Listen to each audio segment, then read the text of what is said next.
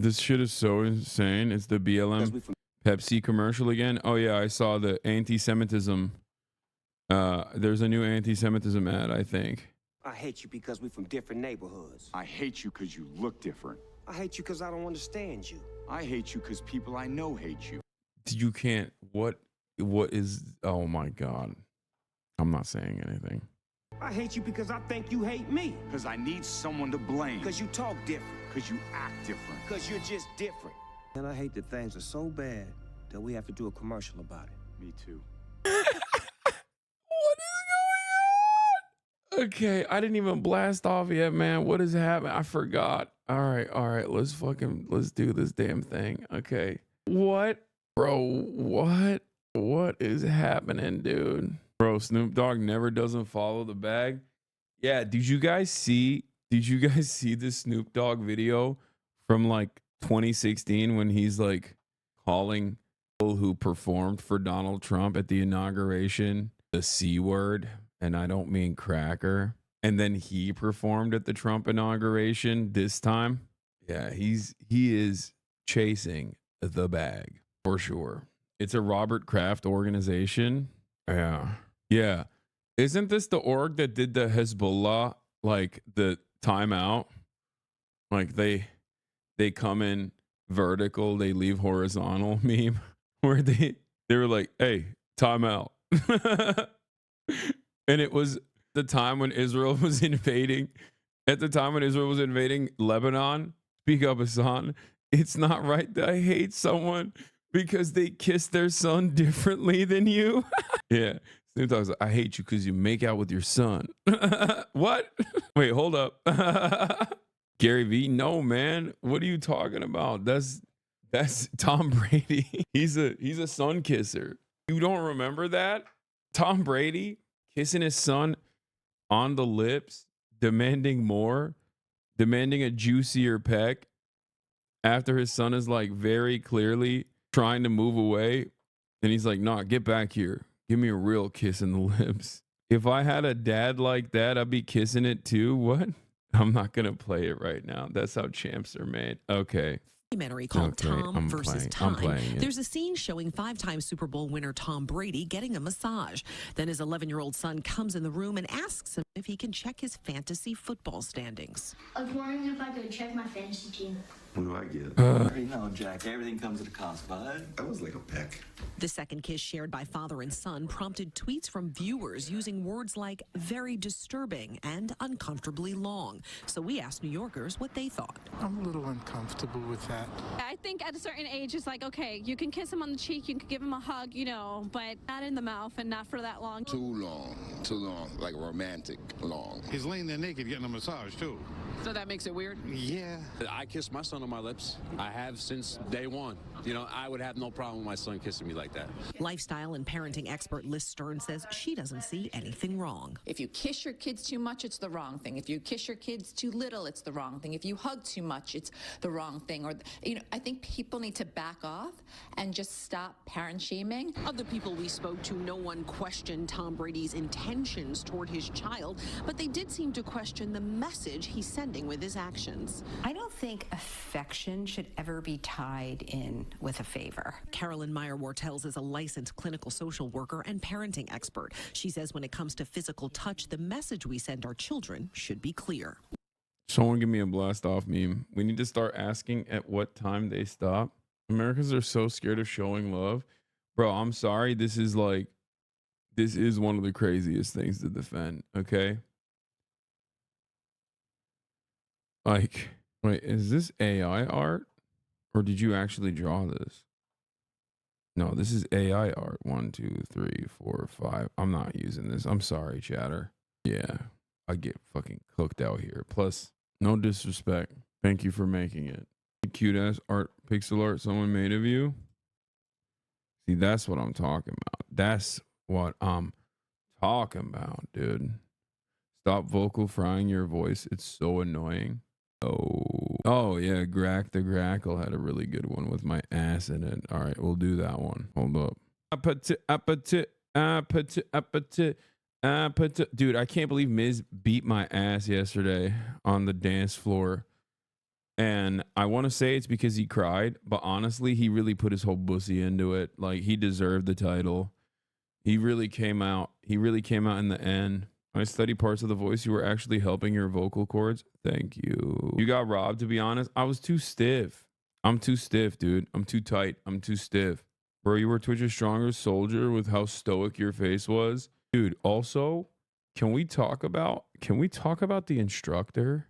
I've never seen something like that before. Like, it was mind-boggling. When she told us that she was 38, it blew my mind, dude.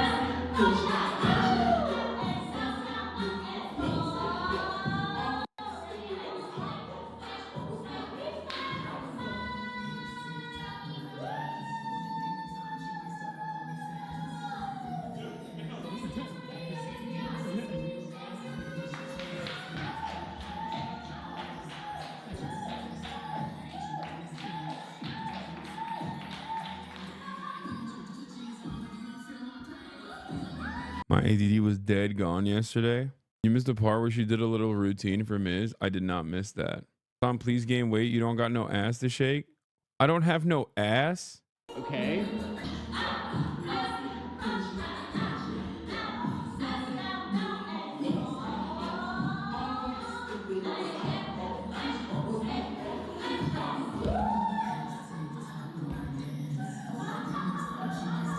That's my routine. Bro, she grabbed you. Oh, she has great vibes and energy. She seems super cool. Yeah. I ain't gonna lie, Miz cooked there. No, he did. He did. Miz was sandbagging at first. He was. He's just, your hips are stiff. Do more yoga. It's a ratio thing. You have jack swimmer lats, so it doesn't pop as a whole, but when the frame is cropped and dropped, my other monitor is great. I don't know what that means. But if you think I don't have an ass, you're crazy. I saw this. Trump tariffing the world, planes falling out of the sky, Gracie Abrams, Hassan Piker. Yeah, today we're going to do para para dance. Respectfully, you got ass. Okay, Twitch himbos. I'm not clicking on that link on the first monitor. Bro, what are you guys talking about? I don't have ass. Are you insane? Do you not see what's going on here? I have ginormous fucking glutes, man. Are you crazy? Oh, great. More gay shit. What's the deal with Gracie Abrams? Who is that? Sean Raid. Oh, shit. What's good? Sean, I hope you had a good stream. We're just now getting into some news and politics. I do want to warn you, though.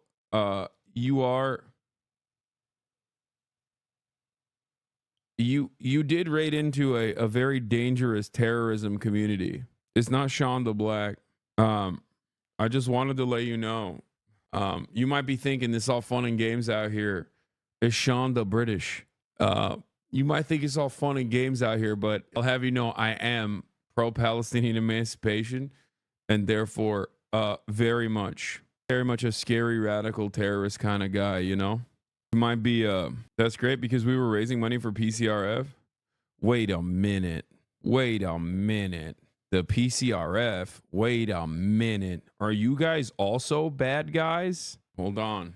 Man, yesterday there was a young guy involved in a police shootout and ended up killing a K9 officer. And back up, the tweet is already nuked. I have it cached. I had to do this for all the unborn babies. I had to do this because it's either them or me. God bless. To my loved ones, I'm sorry, but I must do what is right in my heart. If the police protect abortion clinics up to the late term, they are enemies of my faith.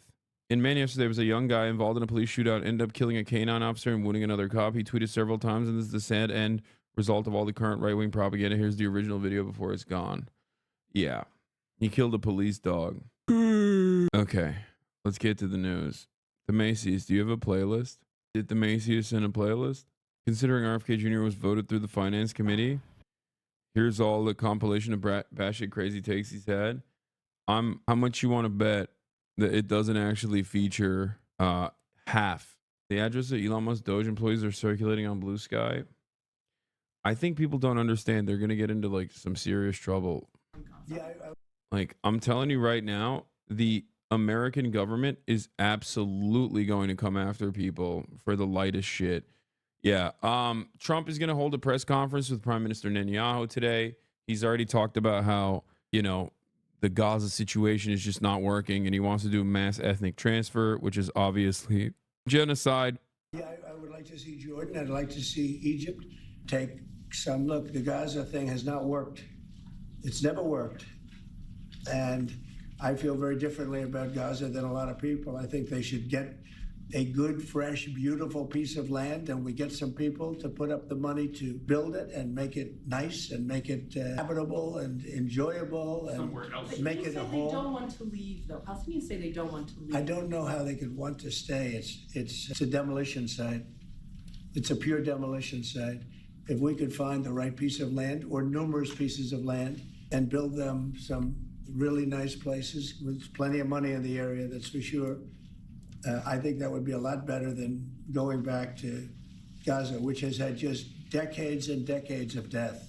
Well, they could be in Jordan, and they could be in Egypt, and they could be in other places. You could have more than two, more than one, but you could have more than two.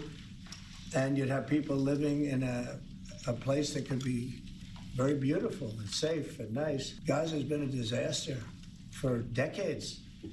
Would the U.S. pay for that? I don't think the UN would pay, but I think there's plenty of people that would in the area. They have a lot of money. I wonder who made it a demolition site with whose weapons. I think what should be more concerning to people is that they're saying that the Gaza population is now 1.7 million people, meaning over 600,000 Palestinians in Gaza are currently unaccounted for.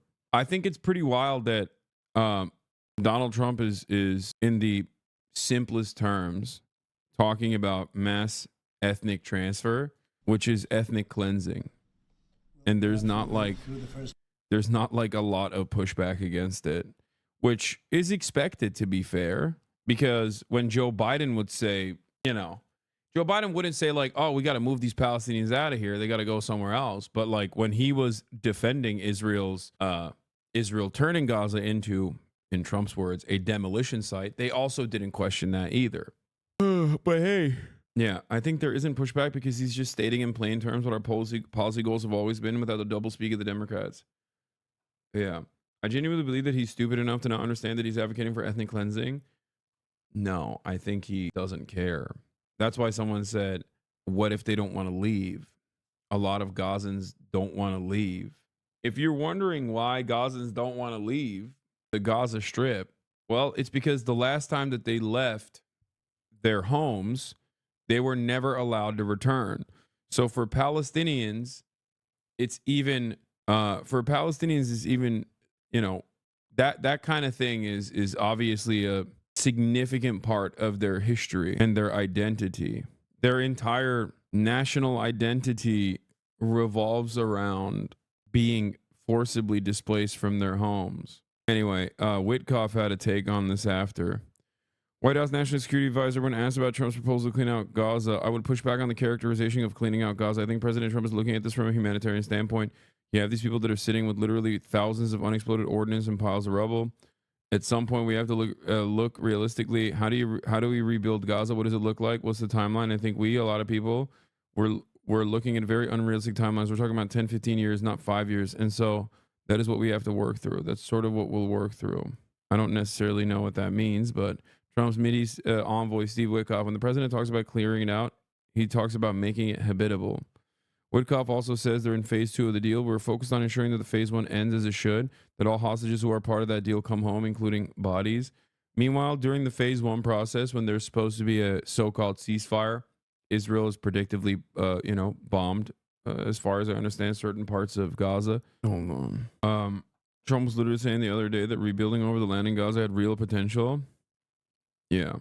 They've been focused on the West Bank, which gets zero coverage. There's also that aspect of it too.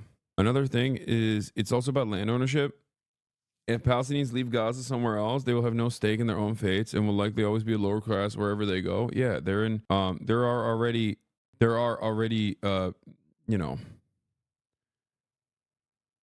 tens of millions of Palestinians that live in diaspora permanently with no means of ever coming back.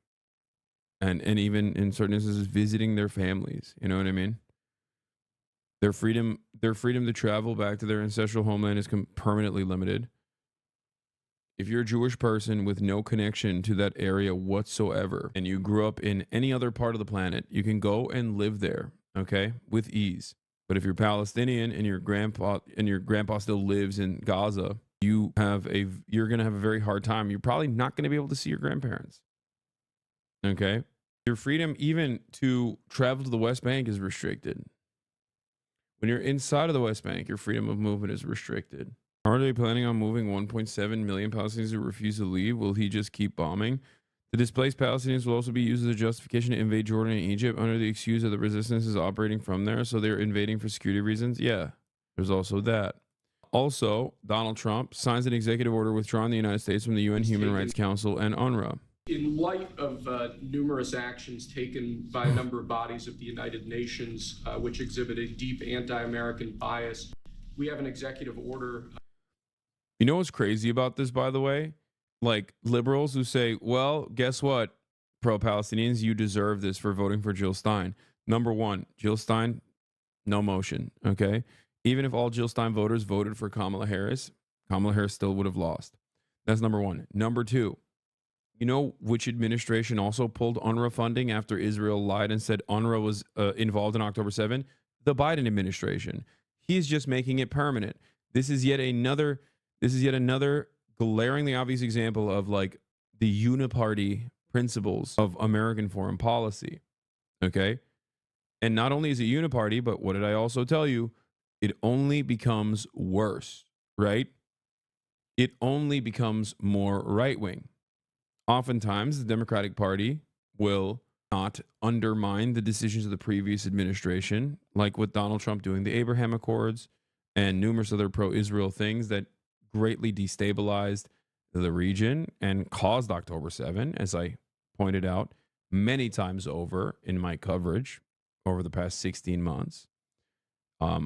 Biden's involvement before October 7 was not actually reversing any of the decisions that the Trump administration had made and simply continuing it. Then October 7 happens, and then Biden does a genocide. Okay? Biden oversees the genocide and complete ethnic cleansing, right?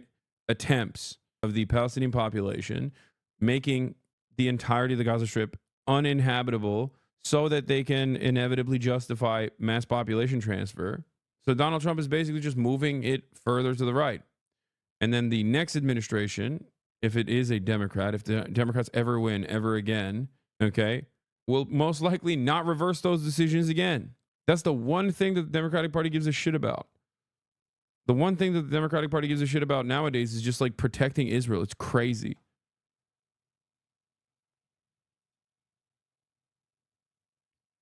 Anyway, let's watch what Trump's press conference looked like when he was signing a bunch of executive orders, including cutting funding to UNRWA.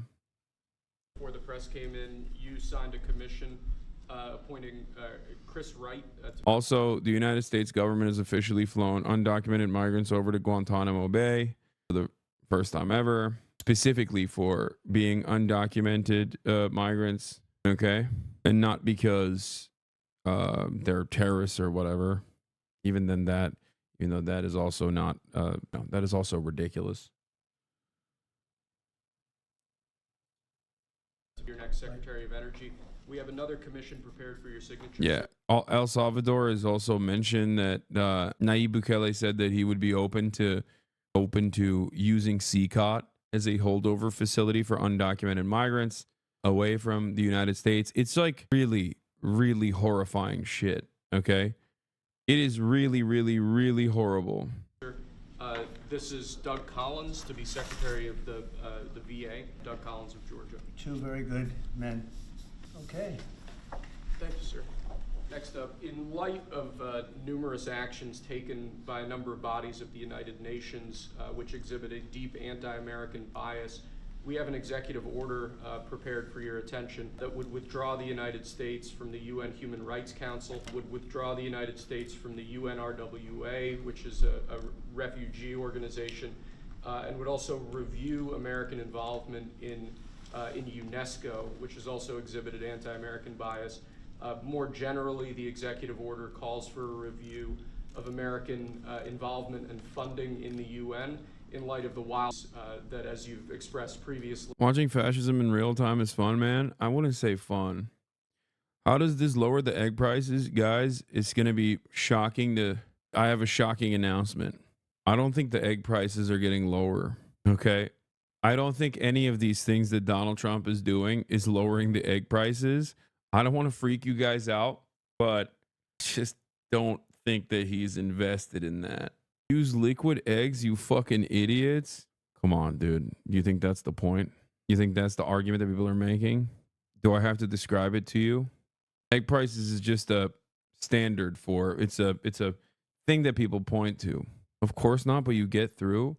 Dude, it's not about actually eating scrambled eggs, man. What are you talking about? It's just a standout. It's just a holdover term for inflation, okay? The cost of goods. Remember how Donald Trump actually, ran on combating prices, and then prices got worse when he became president? It's a proxy. Total aside, but those are more expensive than eggs. Dude, Waffle House announced it'd be adding a 50-cent surcharge to all eggs sold at its location due to the soaring egg prices caused by the bird flu. Yep. Who would have predicted that his campaign promises are all lies? I mean, yeah, it's the easiest thing to say. I said it a million times over. Obviously, he's not going to lower the price of freaking eggs. Is deeply unfair to the United States. So I've always felt that the UN has tremendous potential. It's not living up to that potential right now. It really isn't, hasn't for a long time. It has, there are great hopes for it, but it's not being well run, to be honest, and they're not doing the job. A lot of these conflicts that we're working on should be settled, or at least we should have some help in settling them. We never seem to get help. That should be the primary purpose of the UN, the United Nations. And again, it's got great potential, and based on the potential, we'll continue to go along with it, but they got to get their act together. What would they need to do, sir, to get their act together? Well, you got to be fair to countries that deserve fairness.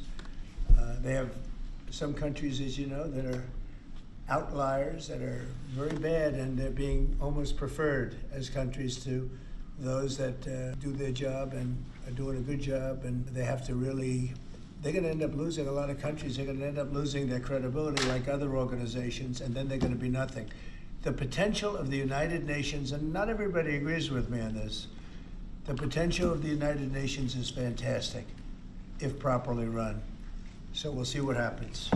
How much money are you willing to take away from that? Well, we're taking away a little bit, but we're not looking to take away money. This is so important that we're really, as you know, the United Nations is largely funded by us. But, and it shouldn't be, it should be funded by everybody, but we're disproportionate, as we always seem to be. But it's something that if it ever lived up to the potential, right now it doesn't have that power. Next, sir, this is a national security presidential memorandum that seeks to impose maximum pressure on the government of the Islamic Republic of Iran. Many of these provisions are similar to actions that your administration took during your first administration. The basic idea here is to have every department and agency, or many departments and agencies in your government attempt to sanction and control Iranian activities, particularly relating to the Iranian nuclear program and the Iranian export of terrorism through support of various proxy groups abroad. And the intent here is to give you all of the possible tools to, I'd say, engage with the Iranian government to ensure that going forward they are less of a malign actor on the world stage. So this is one that I'm torn about. Everybody wants me to sign it. I'll do that. It's very tough on Iran. It's what we had before. We would have never had the problem. You would have never had October 7th. We would have never had the problem had the election gone a different way, which it should have.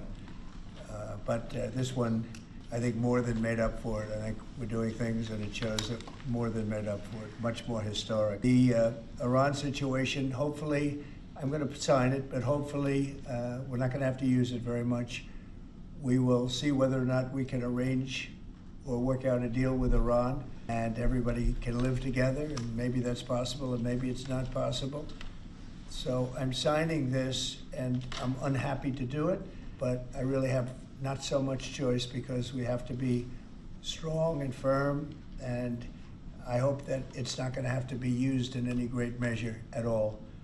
It'd be great if we could have a Middle East and maybe a world at total peace Right now you don't have that. When I left, you had peace all over the world, and now you have the world is blowing up. As you know, Bibi is coming in to see me later.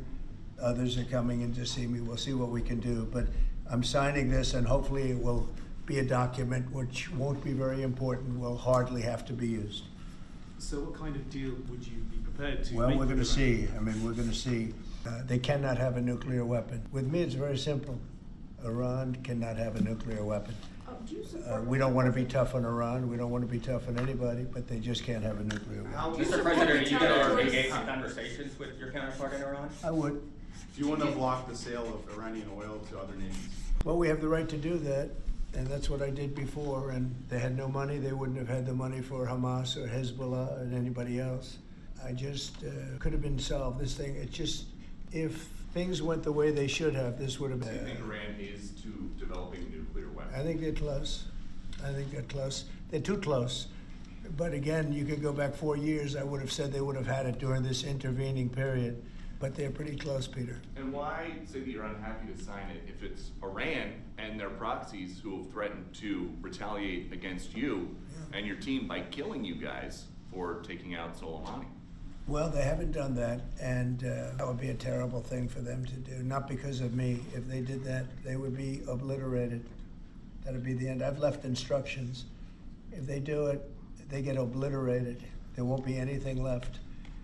And they shouldn't be able to do it. And Biden should have said that, but he never did. I don't know why, lack of intelligence, perhaps.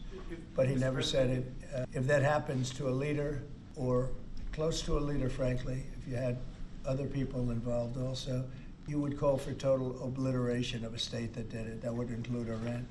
So I'm signing this, and it's a very powerful document, but hopefully we're not going to have to use it. Mr. President, if the Prime Minister today were to ask your help in striking at Iran's nuclear facilities to prevent the kind of progress towards a nuclear weapon, would you give him the green light? Would it, either to do it himself or for the U.S. to participate with him? I don't know that that's what he's going to be asking for. I have no idea that it is. You're telling me. We're going to have a pretty long meeting. We're going to be discussing a lot of things, not only that, but a lot of things.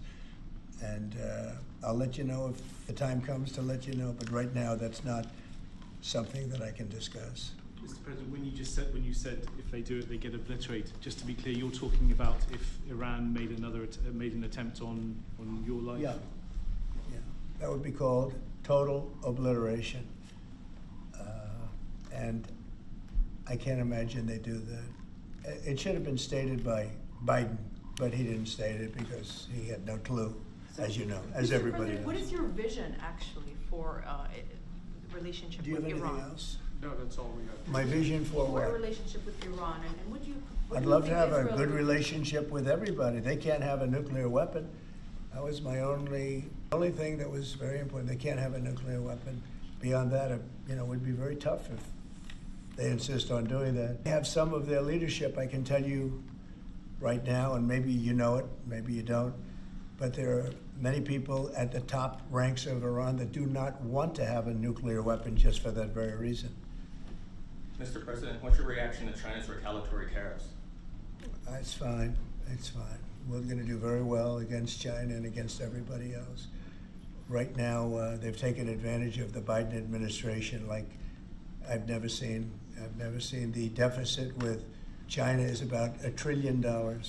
Think of it, $1 trillion. They're using our money to build their military. And Biden let that happen. We're taking a lot of fires here. We came back. This is like a different place.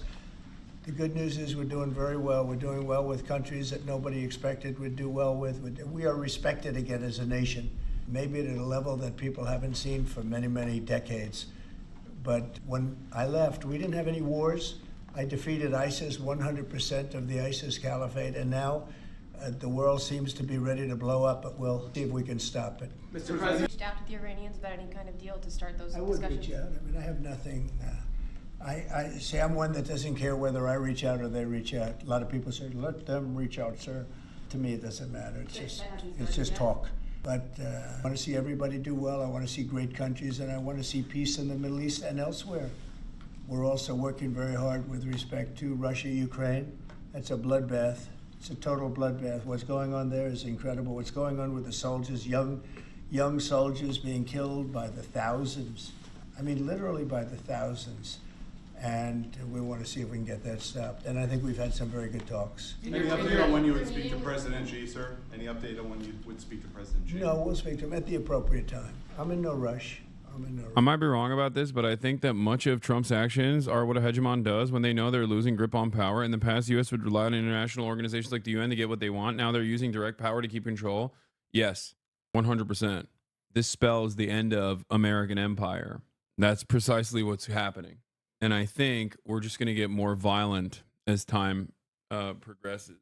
So more war? Yes, more war. Liberals can't message to save their lives or ours. I know. I mean, they're definitely nice JCP shirt, King. Oh, you could tell. Yeah, I'm wearing underneath this. This is the other sweatshirt that I got. It was like $10. Brand called Deluxe. I have no idea what it is, but it looked cool. It had a cool fit. Have you reacted to Giannis Varoufakis? Would love to see him on again to talk about this. Yeah, I'm down to have Giannis on when I'm back in America for sure. How do you deal with like the sickening feeling that accompanies all this, especially with Palestine? Chatters, I've told you this already.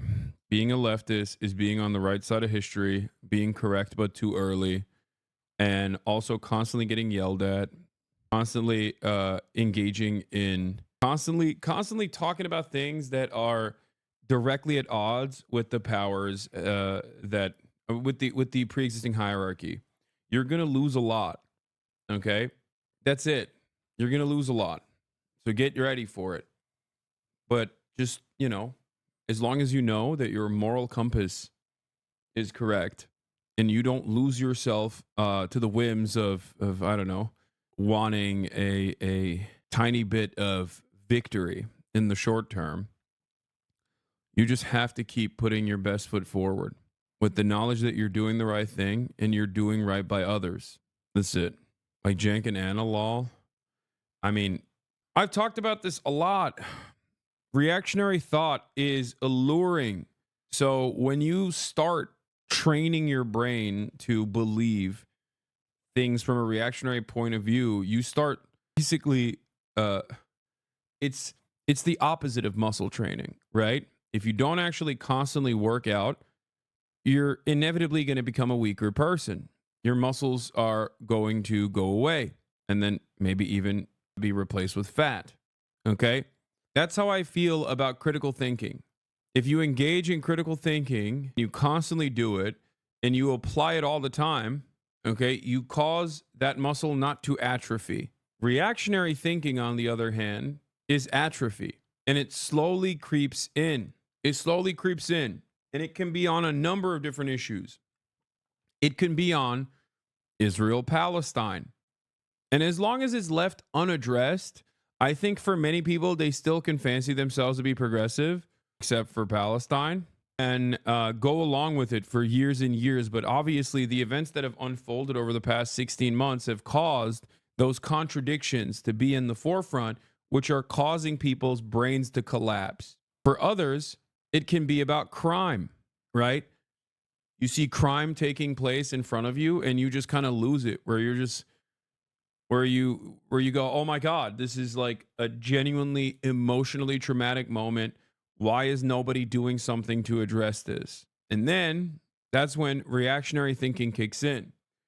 Reactionary thinking, right-wing thinking, is illogical. It's emotional. Okay? You don't care about facts. You don't care about empirical evidence. You care about your own personal feelings and your own broad reception. Okay? So when something happens to you that is genuinely traumatic, it's understandable that something in your brain shifts, where you no longer think about this issue through these systemic solutions, but simply want to deal with it head on, immediately, instantly, take matters into your own hands, or the only systematic solution to it is through a mechanism of enforcement that is more rigid than the past. Okay? Reactionary thinking is a puzzle piece that fits in every argument, okay? In every single argument. You always go, oh, I know the reason for this. It's DEI. You know what I mean? I know the reason for this. It's black people. I know the reason for this. It's women. I know why something is happening that is bad. It's because insert whatever, puzzle piece that you want to put in there that reactionaries put in there, their daily flavor. Okay. It's illegals. And the interesting part about that is that it's a captivating way of thinking. It's comforting. It's comforting to feel like you have the answer. It's comforting to feel like you are aware of all of the issues and that their solutions almost always are just someone else. And especially when that someone else is marginalized, then it's much easier to tackle that problem. That's it. Do you think that conversation can lend itself to the type of freeze that it meant for the tariffs for Canada and Mexico? There are a lot of people who act like they're doing the world a favor by publicly espousing progressive politics, but the moment it affects them personally, they go full-blown reactionary because they now actually address their own biases. They just said everything you wanted them to say. Yeah, and I think that is actually part of the reason why it's pure projection when like Anna or other people will say like Hassan is totally captive. He's a slave to his audience. Am I radicalizing my audience because I'm a, socialist who loves undermining American empire by doing acts of terror and I'm actually radicalizing my audience? Or is it actually that I'm a captive to my audience? I'm a slave to my audience and I have to portray my point of view. Maybe it's neither of those things.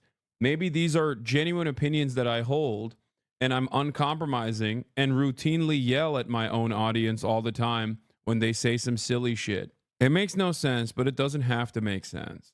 So when someone like Anna says like Hassan is a slave to his audience, or Destiny used to say this all the time too, Epstiny, Sex Pestiny, Hassan is audience captured. Hassan is audience captured. When they say stuff like this, it's actually projection. It's no different than saying you're virtue signaling, right? You're coming to the conclusion that the values that I'm espousing are virtuous, but I simply cannot truly mean it. I must be doing it for some cynical reason. Because if you were in that similar predicament, you'd be doing it for a cynical reason. As a matter of fact, maybe you are actually advocating for the things that you're advocating for some cynical reason right now. That's all this is, okay? And I think for a lot of people, it truly stems from personal vendettas. It stems from personal insecurities. And I think people, maybe I'm like a little too autistic, okay? But for me, I care about your output more than the personal back and forth that we have. There are plenty of content creators who have treated me not so great. And I'm always going to be gracious until it gets to a point where they're just like so overtly hostile that they are deliberately playing the role. Ethan isn't being cynical though. He does think you're racist, but he's also very stupid. Okay. That's not, I wasn't even necessarily talking about Ethan here, but that's funny that you said that. Okay. The point I was trying to make is maybe it's the autism in me, but I don't necessarily care about like envy as much as I, do I feel envious? Sure. Okay. From time to time. Certainly. Okay. Did you watch the full video and fire Frogan yet? First of all, this is the operating, like this is the brain operation that the smartest fans have. What do you mean fire Frogan? From what? Frogan is her own person. She's a content creator on her own. Yes, she mods in this community as well. But like, what do you mean fire Frogan? No. And the answer is fucking no. Over what? Hummus? Shut the fuck up. Okay. Oh my God, I can't believe she wanted to make a 9/11 cake. Yeah, let me act like that is the most scary thing I've ever said from a guy who literally said he wanted to bomb the NRA headquarters or said that Ben Shapiro would be the first to go to the Holocaust camps. I can't believe Frogan made a edgy joke about 9/11. Oh no. Oh, she must be a terrorist. I guess you can only make edgy jokes if you're not a hijabi woman, you know? Like, what are we doing? Where is the consistency, guys? Come on. Also, it's so stupid. Envy and jealousy are different. Anyway, my point was that for me, I think a lot of people that end up trying to make these arguments about how like Hassan is bad for politics in he's radicalizing his audience, yada yada yada. I think a lot of those people actually unironically are coming at this argument from a place of not like a political disagreement, but they're coming at this argument from a place where they have disagreements over something else, maybe jealousy, maybe envy, maybe anger, right? Or resentment over something. But then they try to turn this into a political disagreement because everyone wants to moralize their consumption, okay? Everyone wants to moralize their consumption. Everyone wants to moralize their call out. They can't just be like, I hate this guy, his vibes are off, okay? Or they can't simply say, I hate this guy because he's successful and I'm not, and we're in the same field, right? Like, oh, I don't like that, you know, he left the Young Turks and was able to reach levels of success on his own. It's not about that, right? It's not about that. It's actually because that person is like audience captured, and that's the reason why he's advocating for the things that he's advocating for. He must not simply believe the things that he's saying. Like, all of this stuff is just personal perspectives masquerading as a political disagreement. And as long as there is no real massive political disagreement, I will usually just like let it slide. I don't give a shit. Okay? You also hate your audience to the core. Oh, I love my audience. I love my community. My community has kept me alive. Okay? If I didn't love my audience and my community, I wouldn't be fucking streaming at 5 a.m. every morning. You also hate your audience to the core? Yeah, I mean, it's ridiculous. That stuff is ridiculous. Obviously. There are certainly times when I'm very annoyed with members of my community. You know what I mean? And it's understandable. This is a back and forth dialogue that takes place. There's a back and forth dialogue that takes place for 8 hours every day on contentious topics. Clearly, that presents hostility, that creates hostility, and it happens. Anyway, let's get back to Donald Trump. Weapons. Well, there's a short-term freeze with Mexico, as you know, and with Canada. But they've agreed to be very, very strong on the border, stronger than they ever were by far, by a factor of about 30. It's very funny saying you're afraid of people approaching IRL, because I was reminded of the people that approached you at the TwitchCon and wanted you to fight a certain neo-Nazi. You had no problem being completely confrontational, calling them out. Yeah. And in addition to that, as you can see, we've been strong because we've had numbers like you've never seen before. I mean, the border is now closed, really closed. And with that being said, we're letting good people come through, and we want good people to come into our country. But the border is closed. In your talks with Prime Minister Netanyahu today, do you intend to press him about how many deaths there have been amongst Palestinians? Are you concerned about that death? I talk about that too. You know, both sides mean a lot. I talk about that. I talk about the other side. I talk about everything. What's your main message to him today during your meeting? Well, I'm here to listen. He's here to see me, and I'm here to listen. So we're doing bodies in spaces. Benjamin Bibi's coming in, and he's gonna do standpoint theory. I'm here to sit my white ass down and listen. At the right time, I'll give him my message. Mr. President, will you continue to press for this idea? Take some look. The Gaza thing has not worked. It's never worked. And I feel very differently than a lot of people. I think they should get a good, fresh, beautiful piece of land, and we get some people to put up the money to build it and make it nice and make it habitable and enjoyable and make it a home. They don't want to leave, though. Palestinians say they don't want to leave. I don't know how they could want to stay. It's a demolition site. It's a pure demolition site. If we could find the right piece of land or numerous pieces of land and build them some really nice places with plenty of money in the area, that's for sure. I think that would be a lot better than going back to Gaza, which has had just decades and decades of death. Well, they could be in Jordan, and they could be in Egypt, and they could be in other places. Your point confused the fuck out of me. Are you trying to separate people's moral image away from their politics? What point are you trying to prove? Like, am I missing something? Don't morals also affect people's political reasoning and their ability to change things? Yes. I never said I separate people's morals. What? No, I'm simply saying that a lot of people's disagreements online, no matter how hard they try to make it seem like it's a genuine political disagreement, actually stems from petty jealousy, pure jealousy, hatred, spite. It has nothing to do with the politics. Okay? Most content creators, myself included, have a decent amount of narcissism in them, and no matter how hard they try to shelter that, that is what motivates them. Okay? I don't think I agree. Okay, well, you're not a fucking content creator, big dog. Sorry. I know these people personally. Okay?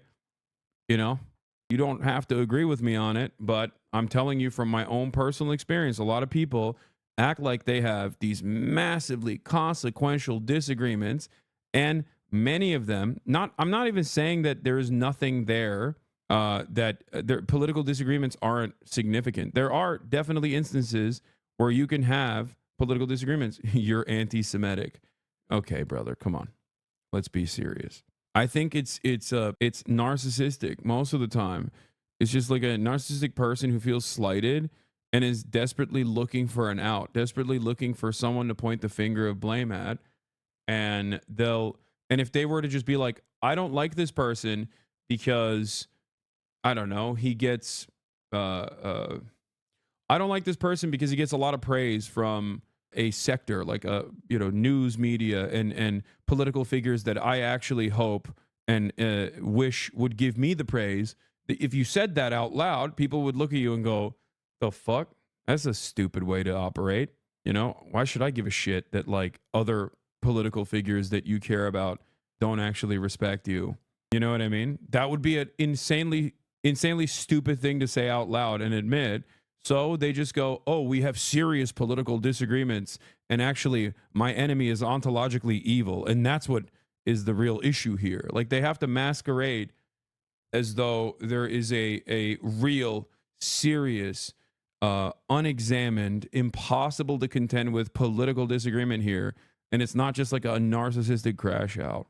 That's it. It's marketing. Now let's get back to the dude who is ruining everyone's lives and also openly talking about doing mass population transfer, ethnic transfer. Okay? Donald Trump. More than two, more than one, but you could have more than two, and you'd have people living in a place that could be very beautiful and safe and nice. Gaza's been a disaster for decades. Would the U.S. pay for that? I don't think the UN would pay, but I think there's plenty of people that would in the area. They have a lot of like to see it. I know that Saudi Arabia wants to see peace. I can see that. And many of the countries there, as far as I'm concerned, they all want peace. I think, maybe I'm wrong on this, but I think Iran would like to see peace too. They've had enough. Don't you think they've had enough? But the leaders of Egypt and Jordan have said bluntly they have no interest in doing this. Well, they may have said that, but a lot of people said things to me. They said they wouldn't take anybody back in Venezuela, and right now they're flying them right back into Venezuela. And a lot of people, and they're doing the right thing in Venezuela. The Panama Canal is an active discussion right now. They said things about that, and virtually everything that's been said has been incorrectly stated based on the result. Doesn't that amount to forcibly displace, or wouldn't that amount to forcibly displacing those people from Gaza? I don't think so. I think if they had the opportunity, they'd love it. If they had an alternative to Gaza, they have no alternative right now. I mean, they're there because they have. That's a good point. Trump on LA. It looks like a demolition site. These people want to rebuild today. Trump on Gaza. It looks like a demolition site. These people need to go somewhere else. Yeah. We can't rebuild. It's a demolition site and we can't rebuild. So they just have to go somewhere else. Please go somewhere else. Come on. That would be really beneficial. Yeah. Have no alternative. What do they have? It is a big pile of rubble right now. I mean, have you seen the pictures of it? Have you been there? It's terrible to live. Who can live like that? And very dangerous. There's shooting all over the place. There's bombing all over the place on both sides. No, I would think if they had an option of moving to an area, either in a large group or various smaller groups, and take care of the close to 2 million people, I would think that they would be thrilled to do it. They have no, when you say about the Gaza Strip, they don't have an option. To be clear, you're saying they'd be thrilled. It's very dangerous. They'd be thrilled to leave Gaza. Oh, I think they'd love to leave Gaza if they had an option. Right now, they don't have an option. What are they going to do? They have to go back to Gaza. But what is Gaza? There's practically not a building standing, and they're very dangerous. You know, those buildings are shifting and they're falling down all over the place, and there's gunfire all over. While the war was ongoing rather than now when there's a ceasefire? Which is what you're talking about. When it was more dangerous when there were strikes overhead than now. Well, the strikes could start tomorrow. There's not a lot. Yeah, once again, it's just like the strikes, it could start at any moment. It could start tomorrow. Like as though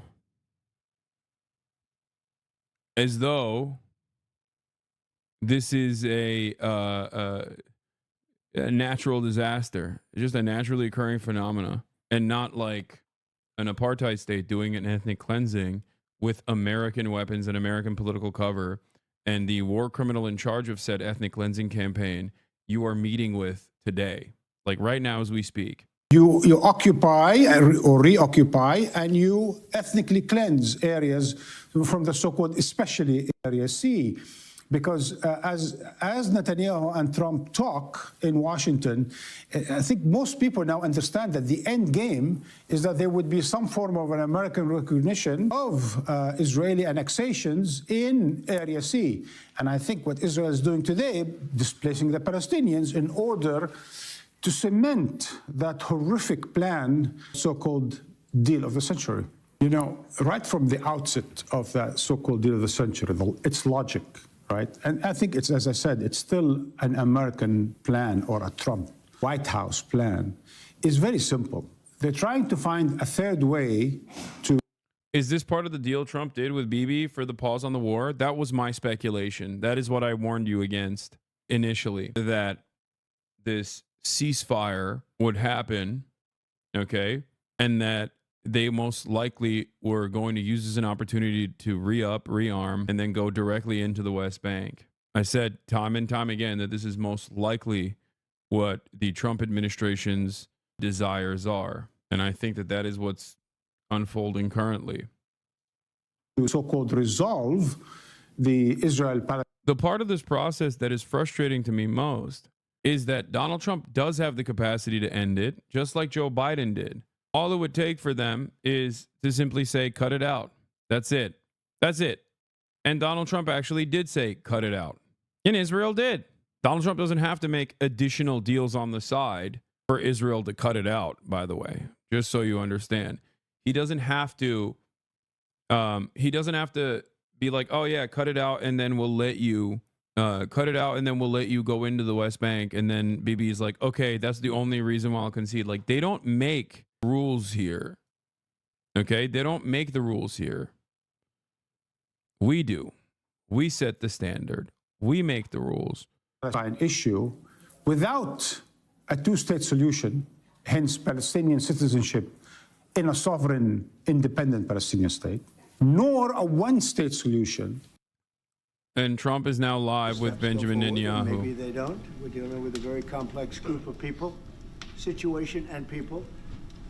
We have the right man. We have the right leader of Israel. He's done a great job, and we've been friends for a long time, and we do a great job also. And I think we have a combination that's very unbeatable, actually.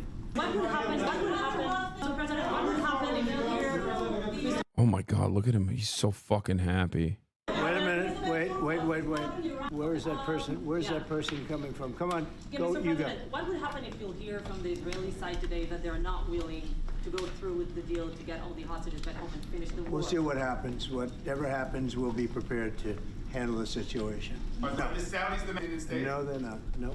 Are they demanding a path towards a Palestinian state or any other recognition Everybody's of that demanding one thing. You know what it is? Peace. We want peace. We want people to stop being killed. But everybody's demanding one thing. Very simple, peace. And he wants peace also. To get the deal done? Yeah. Sure. Why wouldn't a deal get done? A deal can get done. We'll see what happens. We're dealing with very complicated people, but a deal can absolutely get done. See what happens. President Trump, I want from Prime Minister Netanyahu. We have heard Joe Biden and Donald Trump take credit for the hostage and ceasefire deal. Who do you think deserves more credit? I think President Trump added great force and powerful leadership to this effort. I appreciate it. He sent a very good emissary, He's helped it along. And, you know, I'll just tell you, I'm happy that they're here. And I'm sure the president is happy that they're here. And I would think that's about enough. What about the Israeli press taking a press conference in Israel and not in Washington? We would love to take a press conference to interview Prime Minister Netanyahu. A few more questions. Prime Minister Netanyahu, do you support going forward with this deal and getting all the hostages out? I support getting all the hostages out and meeting all our war goals. That includes destroying Hamas's military and governing capabilities and making sure that Gaza never poses a threat to Israel again. Are you willing? All three. Are you willing to those agree? Are you willing things to go agree? together? Are you willing Can you to agree promise to to the Trump's families vision that you to do bring everything all else to get the hostages out? I think that I should talk to One President at a time. Trump, So okay? I'll ask, do you agree with Trump's vision of getting all the hostages back home, even if it means to end the war? Well, I'm not sure that you articulate correctly what the president's vision is. You can ask, he can speak for himself. He does that very, very well. I have my own views, 3 goals, not 1, not 2, 3 goals, and I will meet all 3 goals. I think the president can help enormously. He brings fresh thinking. Any people released their own of the part of the deal? It's a horrible thing. We get it. I'll never forget it, and you can't forget it. They got the right And wing. Some people want to put it out of their memory, but we're not going to ever let that happen. Why are you releasing the terrorists? October 7th. That was a horrible period of time, and a lot of people like to pretend it didn't happen. It happened. It's a big group of people that like to pretend it didn't happen, like the Holocaust didn't happen. Same mindset. Now we're going to get this thing wrapped up, and we're going to get it done. We're also dealing, I think, very successfully with Russia, Ukraine. We're going to hopefully get that one done at some point in the not too distant future. That's a complex problem also, but we solve problems. You know, when I left, we had no problem. There was no Ukraine and Russia fighting. There was no October 7th. There was nothing, and some very poor leadership led to a lot of problems and a lot of death. And it's a shame, but we'll put it out. We'll put out the fires. We have a lot of fires, but we'll put them out. Does the president support a Palestinian state like the peace plan you presented in January 2020? Is this plan still on the table? Well, a lot of plans change with time, and a lot of death has occurred since I left and now came back. This death occurred not while I was here, but while somebody else was here. It shouldn't have happened. They shouldn't have allowed it to happen. It would have never happened. And that includes Russia, Ukraine would have never happened. Not even a little bit, not even a chance. But now we are faced with a situation that's different, in some ways better and in some ways worse. But we're faced with a very complex and difficult situation, but we'll solve the problem. Mr. President, did you expect refugees to get from Gaza, out of Gaza? If not Jordan, Egypt, what other countries you think might accept Palestinians from Gaza? Well, I think Jordan and Egypt will. I know they've spoken about it with you, and they say they're not going to accept. I say they will. But I think other countries will accept also. I think that Gaza maybe is a demolition site right now. If you look at Gaza, it's all, I mean, there's hardly a building standing, and the ones that are going to collapse. You can't live in Gaza right now, and I think we need the guy sitting next to you did it. Location that's going to make people happy. You look over the decades, it's all death in Gaza. This has been happening for years. It's all death. If we can get a beautiful area to resettle people permanently in nice homes and where they can be happy and not be shot, not be killed, not be knifed to death like what's happening in Gaza. And right now you have in Gaza a very dangerous situation in terms of explosives all over the place, in terms of tunnels that nobody knows who's in the tunnel. The whole thing is a mess. And I think that if we can resettle, and I believe we can do it in areas where the leaders currently say no. I mean, I've been saying that with Mexico, having to do with the border and all of the things, and you saw what happened, 10,000 soldiers, and they're going to do a good job. I really believe that, and I believe Canada's going to do a good job also. And they said the same thing, and then they did something much different than what you were hearing. This is a very, very difficult situation, but we're going to get it solved. I don't think people should be going back to Gaza. I think that Gaza has been very unlucky for them. They've lived like hell. They lived like you're living in hell. Gaza is not a place for people to be living. And the only reason they want to go back, and I believe this strongly, is because they have no alternative. What's the alternative? Go where? There's no other alternative. If they had an alternative, they'd much rather not go back to Gaza and live in a beautiful alternative that's safe. If they left. It would be my hope that we could do something really nice, really good, where they wouldn't want to return. Why would they want to return? The place has been hell. It's been one of the meanest, toughest places on earth. That's, And I can't believe a journalist said that. I mean, it's true. I've seen every picture from every angle, better than if I were there. And nobody can live there. You can't live there. So if we can build them through massive amounts of money supplied by other people, very rich nations, and they're willing to supply it. If we It's can build crazy. something for them and We're just talking about, countries, and it could be like, good, we're it could talking about be evil, Palestinians it like could they're be just other not countries. human, you know? They just, You take certain we'll areas just and slap you them into an build ugly-ass really good Trump building quality housing, like a in the beautiful Sinai Peninsula. town, like someplace where they can live and not die. Because Gaza is a guarantee that they're going to end up dying. The same thing's going to happen again. It's happened over and over again, and it's going to happen again as sure as you're standing there, Peter. So I hope that we could do something where they wouldn't want to go back. Who would want to go back? They've experienced nothing but death and destruction. What will you do then? Well, I don't think they're going to tell me no. I don't think they're going to tell me. What will you do for I think they're going to tell Biden no, and I think they're going to tell other people no. So you think it will happen at the end? I think there's a good chance, yeah. How Like many? all of them. I mean, we're talking All of about them. probably 1.7 million people, 1.7 million, maybe 1.8 million. But I think all of them. I think they'll be resettled in areas where they can live a beautiful life and not be worried about dying every day. Mr. President, do you support building settlements, Jewish settlements back in Gaza in the next years? Say it. Building settlements, Jewish settlements back in Gaza in the next year. Do you support this idea? I don't see it happening. It's too dangerous for people. Nobody can go there. It's too dangerous. Nobody wants to be there. Warriors don't want to be there. Soldiers don't want to be there. They're like, no, nobody, not even, no settlements. We're just going to keep that space empty. It's going to happen. It'll only be death. The best way to do it is you go out and you get beautiful, open areas with the sunlight coming through. And No, that's not what I meant. Something I meant nice. building Israeli They are not settlements going back to want in Gaza. They are not going to want to go back to Gaza. Prime Minister Netanyahu, what is your message to the families of the hostages that look at this deal, that are worried that this deal won't go through? What do you say to them at this moment? Same message I said from the beginning of the war. We'll get them out, get them back. We got over 70%, close to 75% of the people who everybody believed will not get out. We got them in successive deals, and most recently with the help of President Trump. We're not going to give up on any of them, and we're not going to give up on our other war aims. Hamas is not going to be in Gaza, and we're going to get everyone back. And you would not have. Prime Minister, how optimistic are you about reaching phase 2 of the ceasefire? How optimistic are you? Well, we're going to try. That's one of the reasons, one of the things we're going to talk about here. And if we, you know, when Israel and the United States work together, and President Trump and I work together, you know, the chances go up a lot.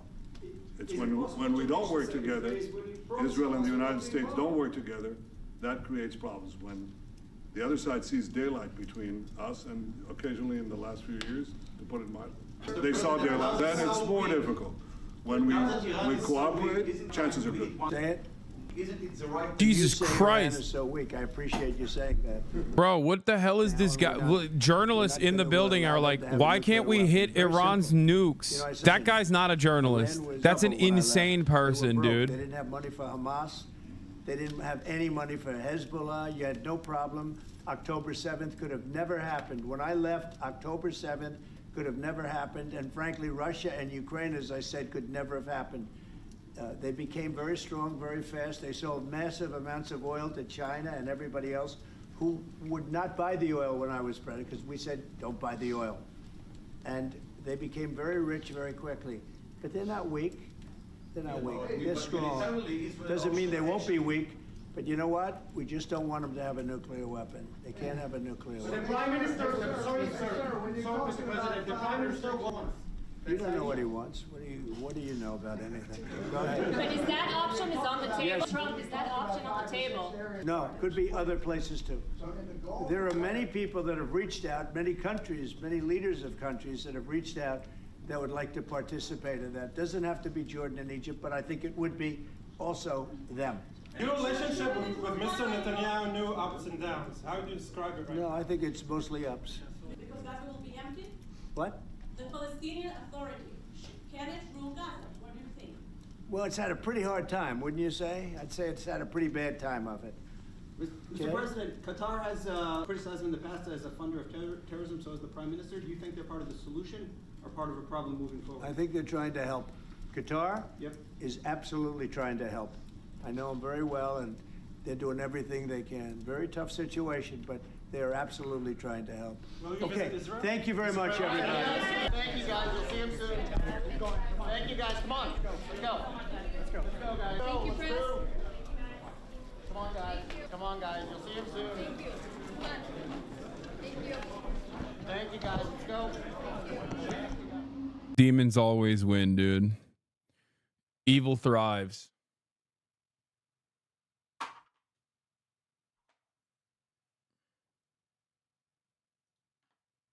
Yeah. Meanwhile, aside from the Palestine stuff, El Salvador offers to house violent U.S. criminals and deportees of any nationality. An unprecedented deal.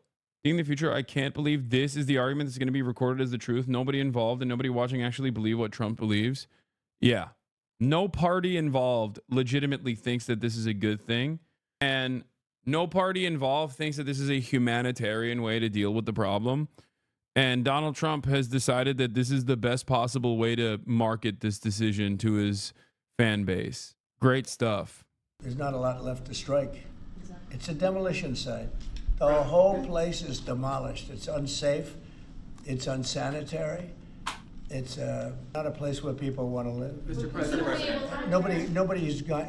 They have no alternative but to go back. If we gave them an alternative of living in a beautiful open place with some. Yeah, we heard this already. Okay. Being built between Los Angeles and San Francisco. Project I think I've ever seen. Yeah, he said he's going to look into the high-speed rail situation. He's going to look into it. There's obviously a lot of mismanagement on that part too. But having said that, and there's a lot of like shitty contractors that have made a lot of money off of it. But that's neither here nor there.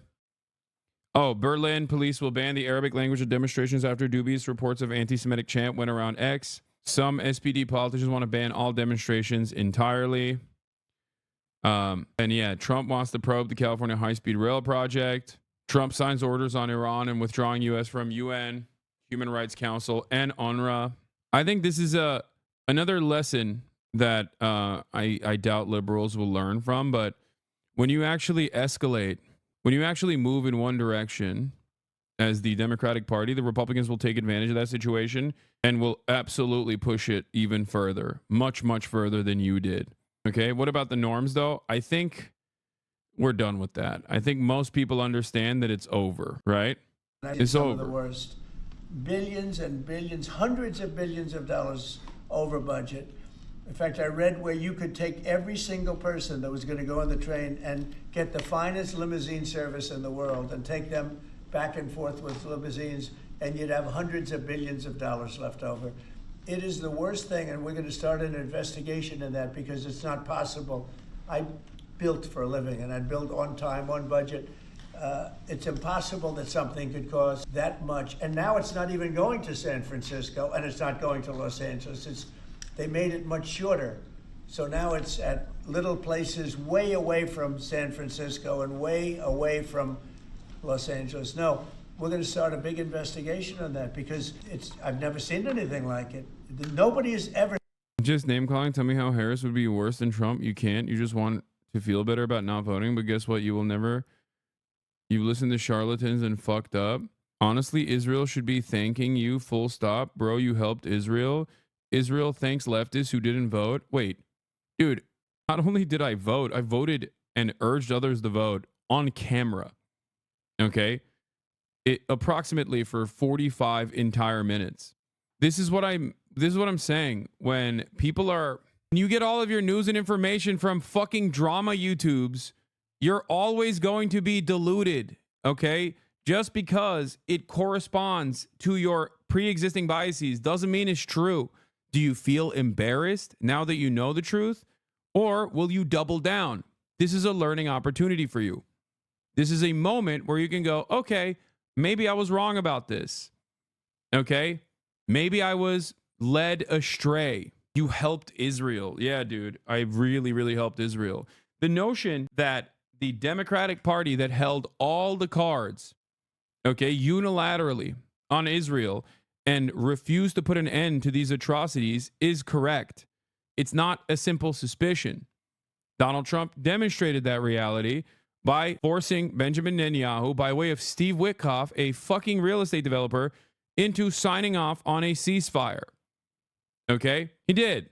He also simultaneously cut side deals, but that doesn't change the reality that he was like, all right, you're done. And guess what happened?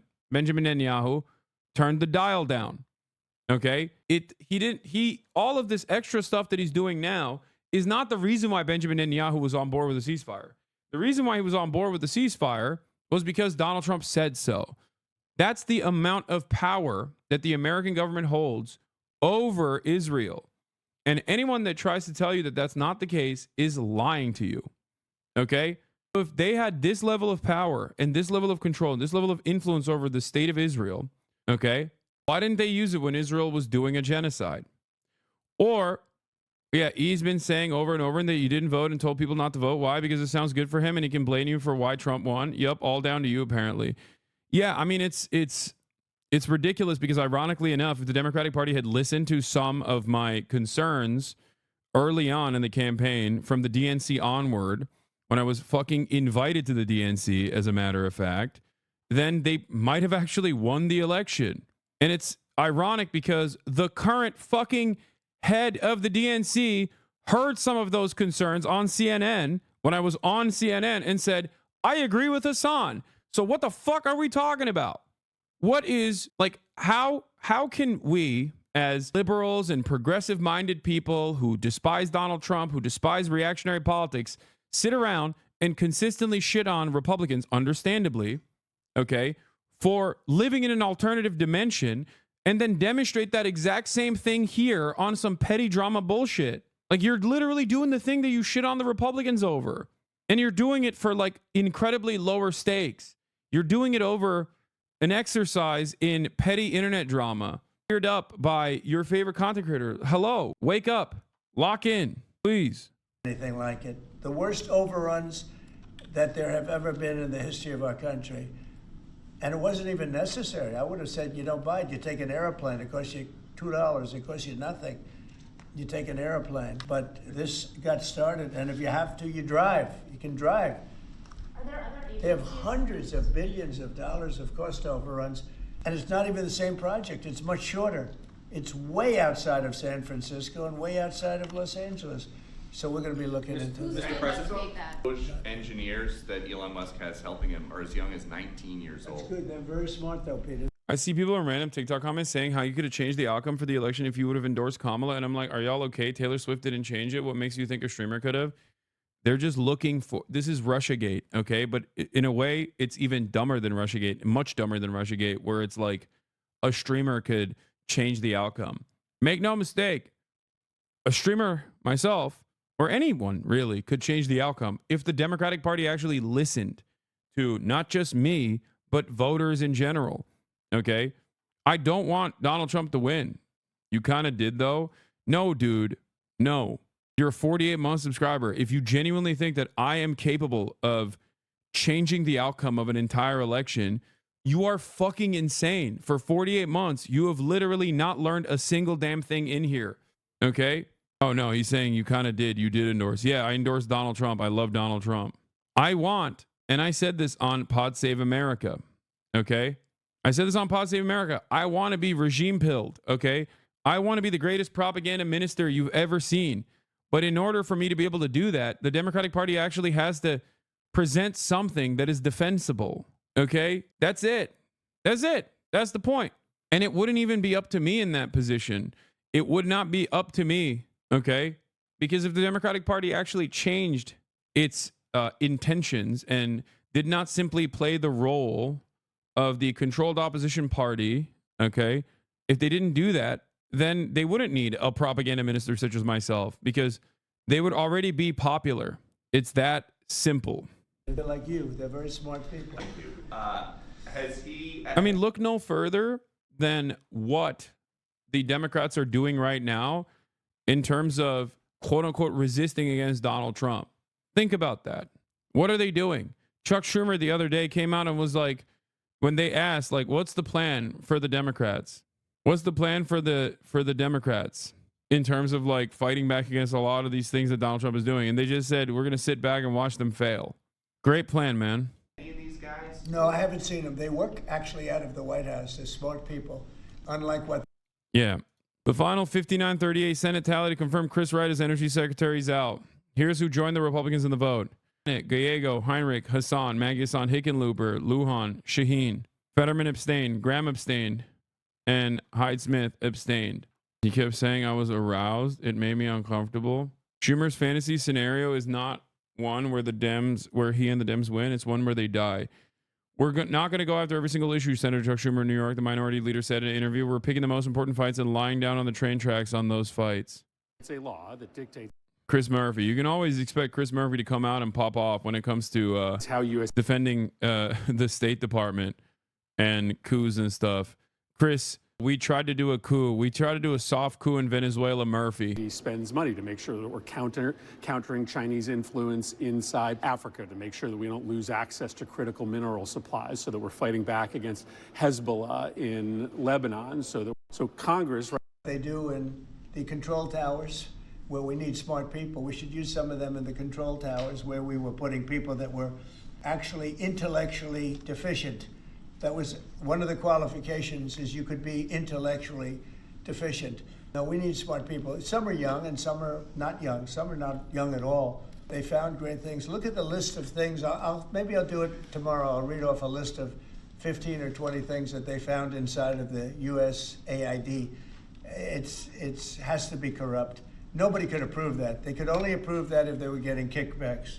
And you're talking about hundreds of millions of dollars. And it sounds like you're going to line down USAID.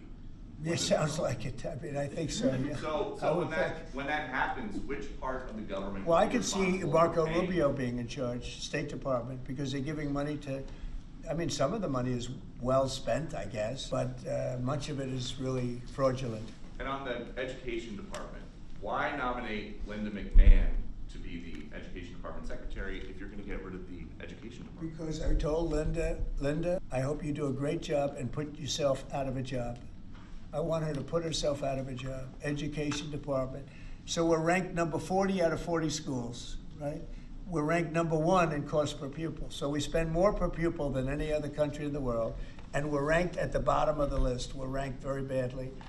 And what I want to do is let the states run schools. I believe strongly in school choice, but in addition to that, I want the states to run schools. And I want Linda to put herself out of a job. Look, if I could give the schools back to Iowa and Idaho and Indiana and all these places that run properly, there's many of them. I think. Yeah, famously, red states have the highest, have the best educational outcomes, famously. You know, like the Mississippis, the Alabamas. Right. So if you look at the list, Denmark, Sweden, Norway, believe it or not, China's doing very well on that list. A list of well-educated, where they run their school system well. Dude, I love that they always. This is somewhat new, especially from a Republican, consistently pointing to like pure public, like a pure public structure. Oh, Hakeem Jeffries' 10-point plan. Okay, I'll look at it in a second. Like pointing to Norway and China or any number of different places and then being like, they're doing so well because they're not, because their educational outcomes are so much better than ours. It's true, right? And then trying to undermine public education or completely abolish it, basically, by destroying the federal structure and the funding mechanisms that already exist that are already being mismanaged through multiple decades of austerity and charter schools and privatization is insane. Okay? It's insane. And also, these countries that he's mentioning, whether it's like China, Japan, or Korea, or numerous other Asian countries specifically, when he talks about education, The reason why, especially China, is so good at education is because it's public and it's well funded and it's universalized. Okay. But there's also still tremendous negative qualities to that level of competitive education. I know this from my experiences growing up in Turkey, where Turkey also has a now limited, but somewhat decent, at least historically somewhat decent public education structure all the way up to college. Okay. And as long as you take the national tests, both moving from 8th grade into high school, where you take the first national test that you need to take, like a standardized test, and then moving on from high school to college, you take a second standardized test, you can get into the top institutions. The best education that you can get in Turkey, at least when I was growing up, was still in public schools. They were incredibly competitive. And that competition, of course, was still burdensome for young minds. Okay? It was still very difficult. So there are issues in these countries as well. There are issues in publicly funded education systems as well. The issues are the unimaginable amount of cramming that you need to do in terms of studies. You got to go to cram school, basically. You have to go to extra school after school and like specifically study for this test. There's so much stress involved in it. It's definitely not good for people's brains, especially when they're developing. They're under tremendous pressure, tremendous stress. And so there are issues in those structures as well. But the major reasons as to why they have significantly better educational outcomes than we do is because it's funded and it's public and it's not pay to win.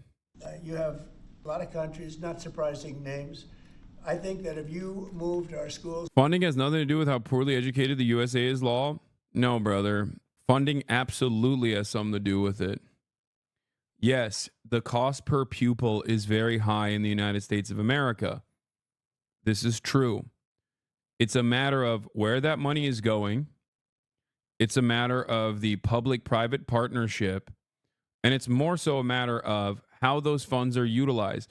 A lot of those funds, since the 90s, by way of the Democrats and the Republicans alike, have been going to charter schools. The educational standards in the United States of America are piss poor. Schools also spend a shit ton of money on their sports programs before they spend it on actual education, having smaller classrooms, having better paid teachers with more time off, having more teachers, or even something as simple as food.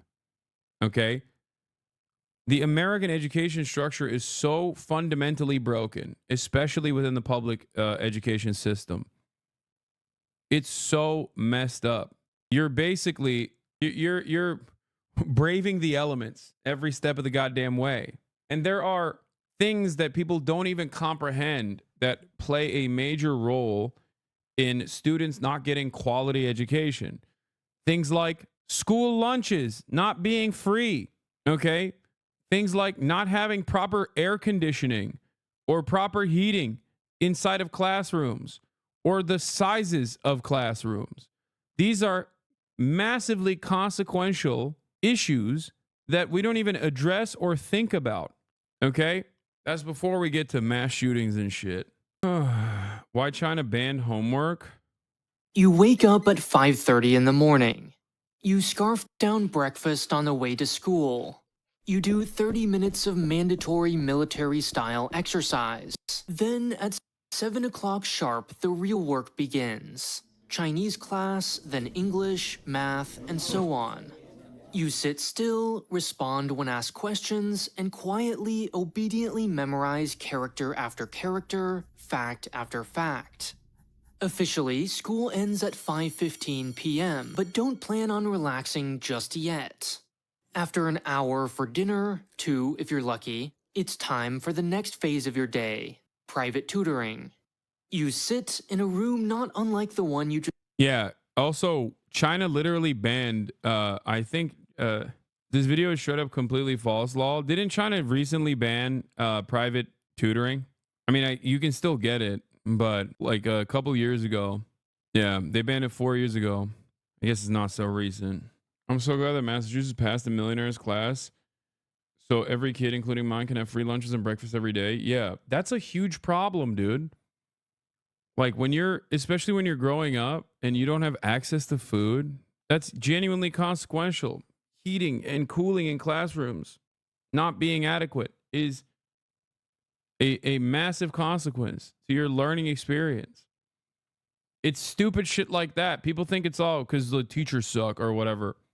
Ironically enough, everybody I think knows that people don't get into teaching in this country because they want to make money. Okay? They get into teaching because that is their passion. That I think also creates a different issue. If you're a teacher and you're constantly burdened by the stress of your finances, you're also going to offer substandard education.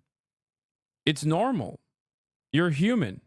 No matter how passionate you are, if you're constantly stressing about your finances, that's probably going to burden you. It's probably going to play a role as well.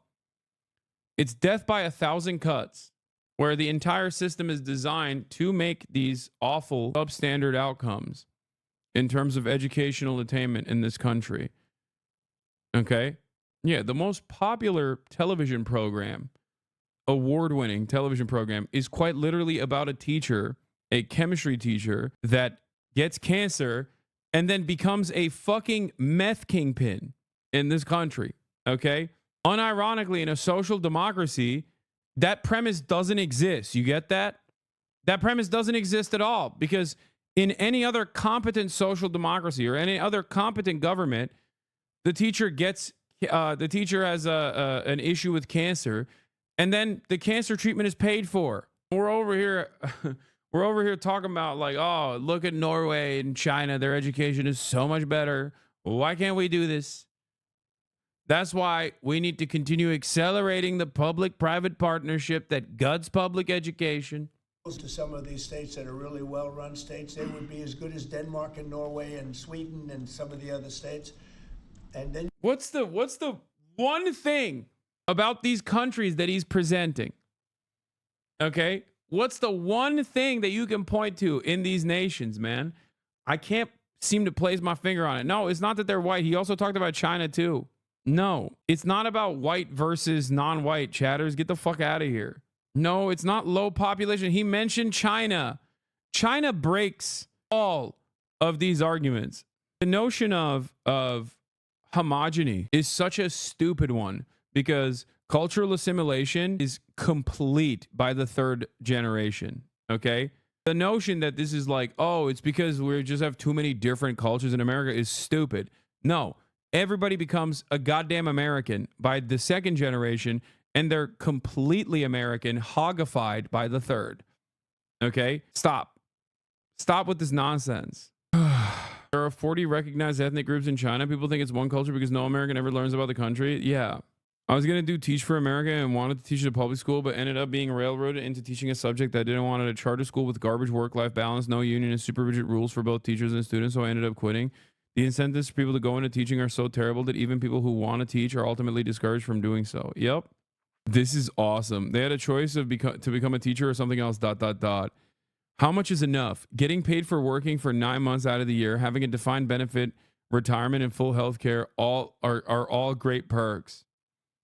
This guy coming in hot, dude. we're giving our teachers too much. That's a good take, man. You're right. Yeah. Well, don't worry. You know who are the real leeches on society? Our teachers and our fucking nurses, dude. The real leeches. The real parasites in contemporary American society.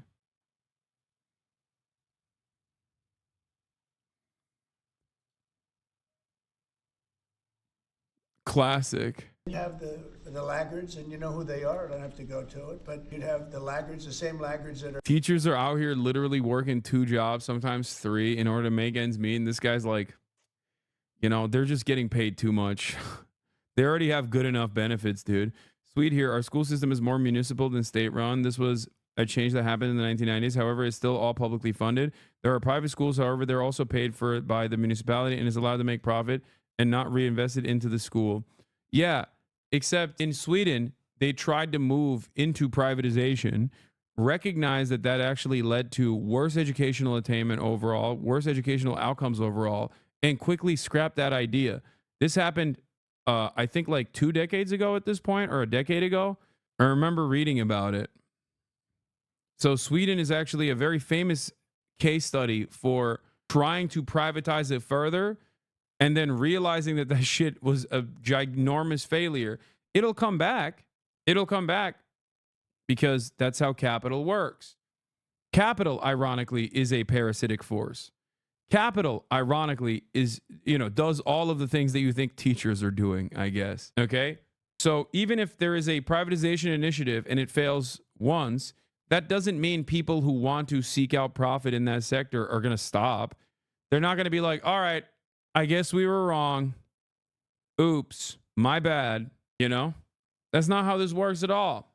They're going to come back stronger, harder, and try to privatize again and again and again. As long as capital exists, they will always, as long as capitalism exists, there will always be capital owners that seek out profits in every socialized sector. That is ultimately the goal. Picking apart the government and picking apart state-funded institutions for scraps, privatizing it, and then turning it into for-profit institutions. Things like education should not be for-profit. Things like healthcare should not be for-profit. Okay? You don't have to be a socialist to recognize this. Things like housing should not be for-profit. That last part is the hardest one to get people to understand, unfortunately. Okay?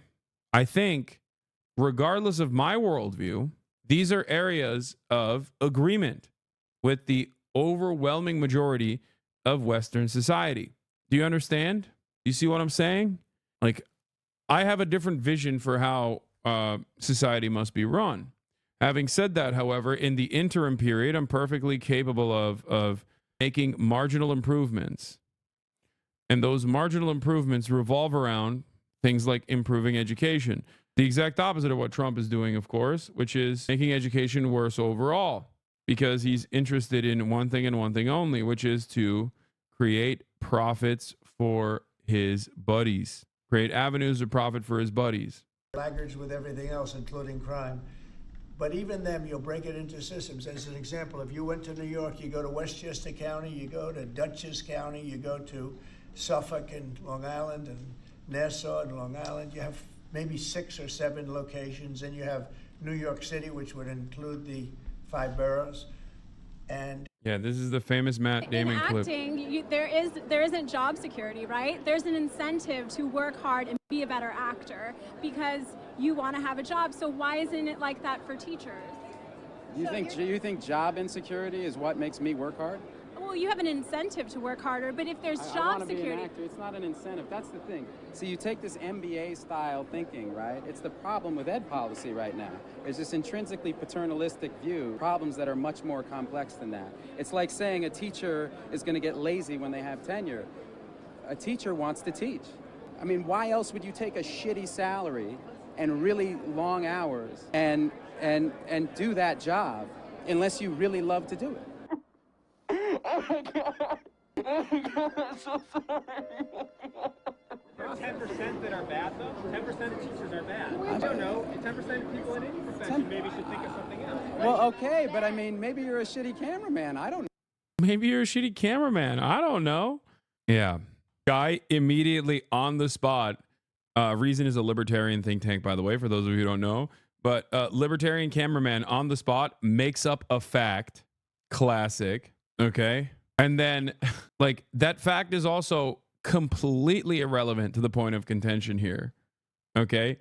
That fact is utterly irrelevant. What do you mean 10% of teachers are bad? Let's say 10% of teachers are bad. I don't even know what the standards are for bad, right? But does that mean that they should not be paid? Like, what are we talking about? Every goddamn person in this country is just like so predisposed with maxing out efficiency, not realizing that they themselves are also probably bad on certain aspects of their job. Working at a public school is so incredibly scary. I dealt with shooter threats at least once a month. and had to do 4 different jobs on minimum wage. I was a substitute secretary and was therefore a nurse, a substitute detention teacher, receptionist, and crossing guard on minimum wage. There are so many things to do and you're paid barely enough to survive. Here in Denmark, we get paid to go to school when we turn 18, and the same on uni. We get even paid more money if we continue there. Like I'm 20 and I have my own apartment, live alone, and have a cat and got no work. I can live like this because I get paid going to school. They're pooping on us. Okay, Denmark, watch out. We're coming for you anyway, okay? Don't worry. You'll get to experience that sweet, delicious American freedom soon, okay? This is unironically the American attitude, by the way, which is that they have nicer things than us because they have some degree of socialization, okay, and some social safety nets. So we must take that away by force. That's it. We're just gonna, our job here is to fuck everything up because we couldn't cut it. We couldn't be normal. Sounds like they need better propaganda. I think even that would run much better than it does right now. Same thing with Los Angeles or California. You'd have Riverside. You'd break it up into 6 or 7, but most of them would be states, and you'd have one. Like in Iowa, you give it to the state of Iowa. You give it to the state of Indiana. You give it. These are really well-run states. They don't have debt. They don't have problems. They don't have any crimes, relatively speaking, to speak of. And you would have education that would be the equivalent of Norway and Denmark and various other places that are at the top of the list. So we're at the bottom of the list and we're the most expensive. We're at the top of the list when it comes to cost per pupil. We spend more money per pupil than any other nation in the world, and yet we're rated number 40. The last ratings came out, you saw them. So they talk about 40 countries, we're rated number 40. And I say that if we did this, we would... Dude, every problem in the United States of America is directly a consequence of like Republicans fucking it up and then Democrats not fixing it. And then going, you know what we need to do? More of the fucking up of the system. That'll fix it. It's insane. To the outsiders looking in, they're like, what are you guys doing?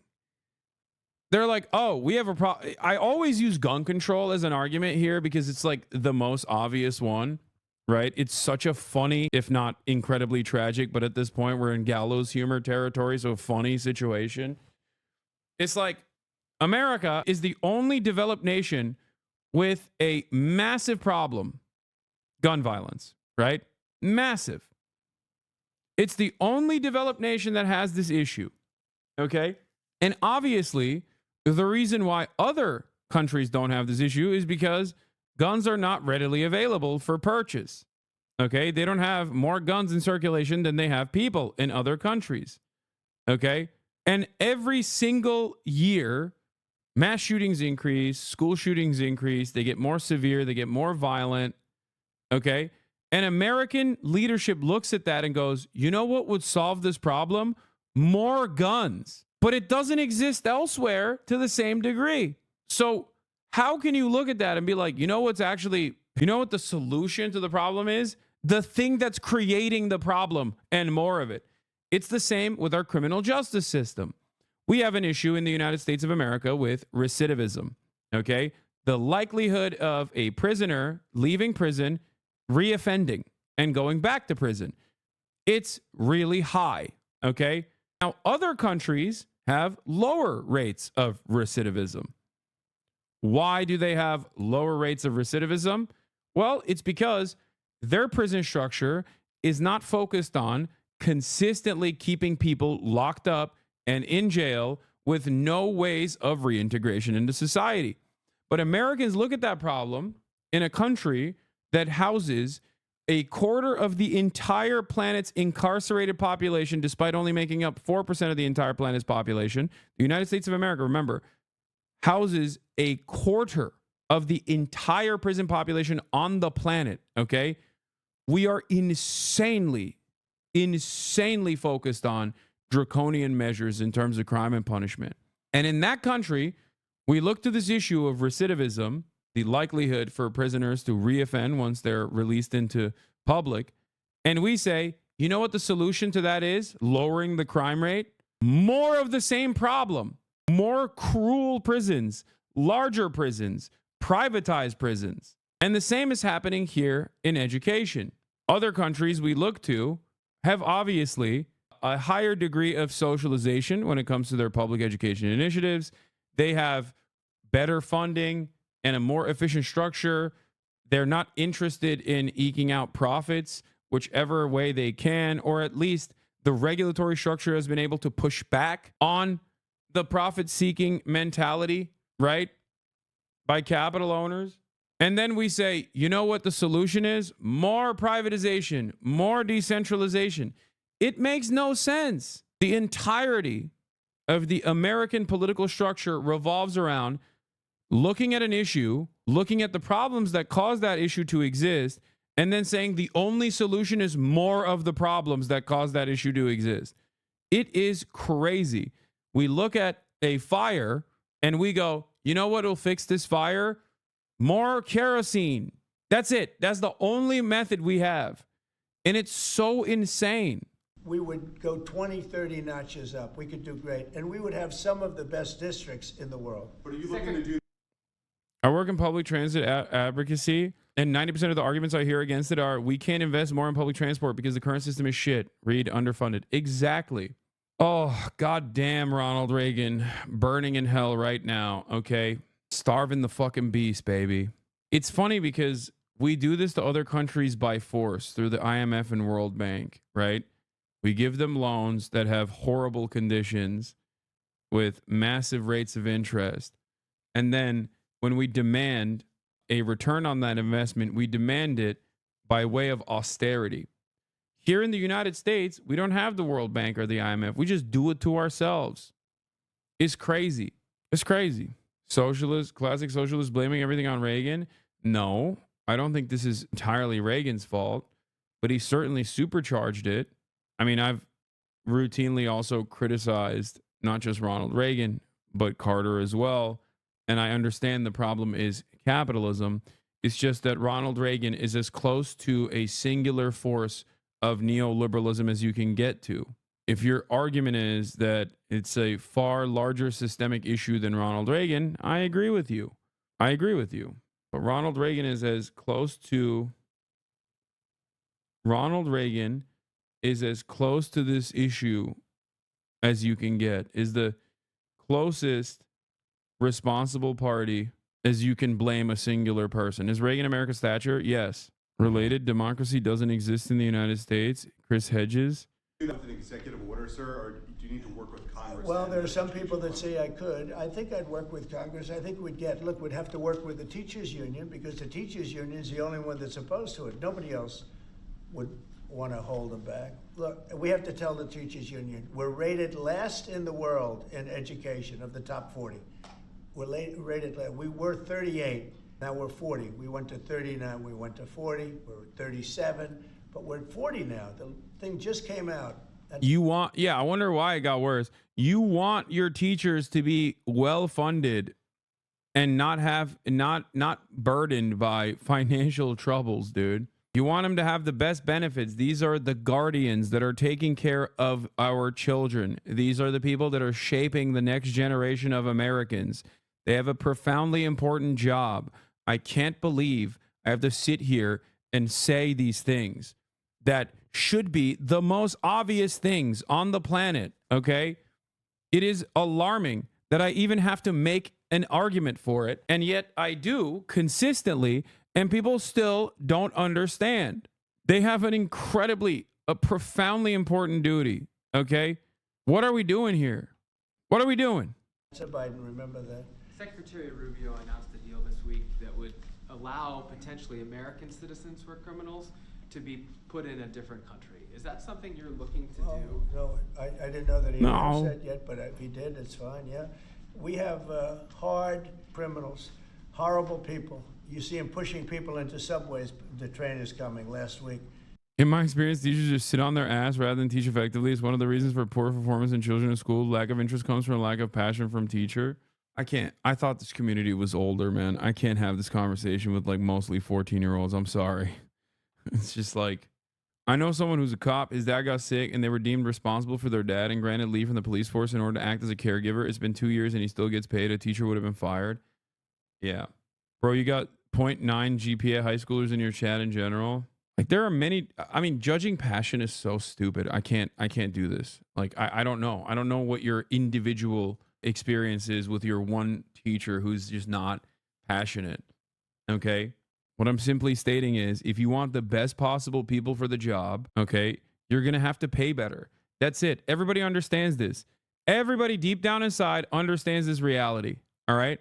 That's it. That's all I'm saying is you got to teach, you got to pay better. You got to make sure that teachers have better benefits, and you will unironically have the next generation get better education overall. Okay. Not to say that like there aren't any bad teachers right now. It doesn't matter that there are bad teachers right now. Do you see what I'm saying? It doesn't fucking matter at all. There are people who do a bad job in every profession. Okay. Guy walking around and just sees somebody waiting for the train. Train's coming 40 miles an hour, and he gets pushed into the subway. Also, the other part about this like subway murder stuff is like put some gates on the subways, man. But that's socialism. That's communism. You know, can't do that. Hey guys, we can't actually put gates on the subways. We can't do that. Something that virtually exists in every country. Okay, can't do that. Okay. We have to abolish public transit instead. Public infrastructure is woke. If you want teachers to get paid better, then private education is the only option. Private education. No, I want the standard of benefits and job security to be raised. I want the standards in job security to be raised for public education to reach the level of private education. That's so stupid. You're literally not understanding the argument I'm making. The argument I'm making is that we have to make sure that public education is better overall. That's the whole point. Is too much government funding? Oh my God. Taxpayers shouldn't take that burden. Oh my God. Oh my God. Okay, well then you'll always sit around wondering why Norway has a better educational outcome than the United States of America, okay? You'll just consistently wonder why, oh why, do these other countries have significantly better educational outcomes than the United States of America? There you go. If you're asking me why that is the case, and I'm telling you why that is the case, and I'm telling you what the solution is, and you go and say, well, the solution is too costly for the taxpayer, then okay, so you just don't have any interest in fixing it. America's like a sinking ship, and there are just too many holes to plug. And a lot of the issues actually are related to one another. A lot of issues actually contribute to the broader problem in general. You try to plug one hole, there's another hole that pops up right above it.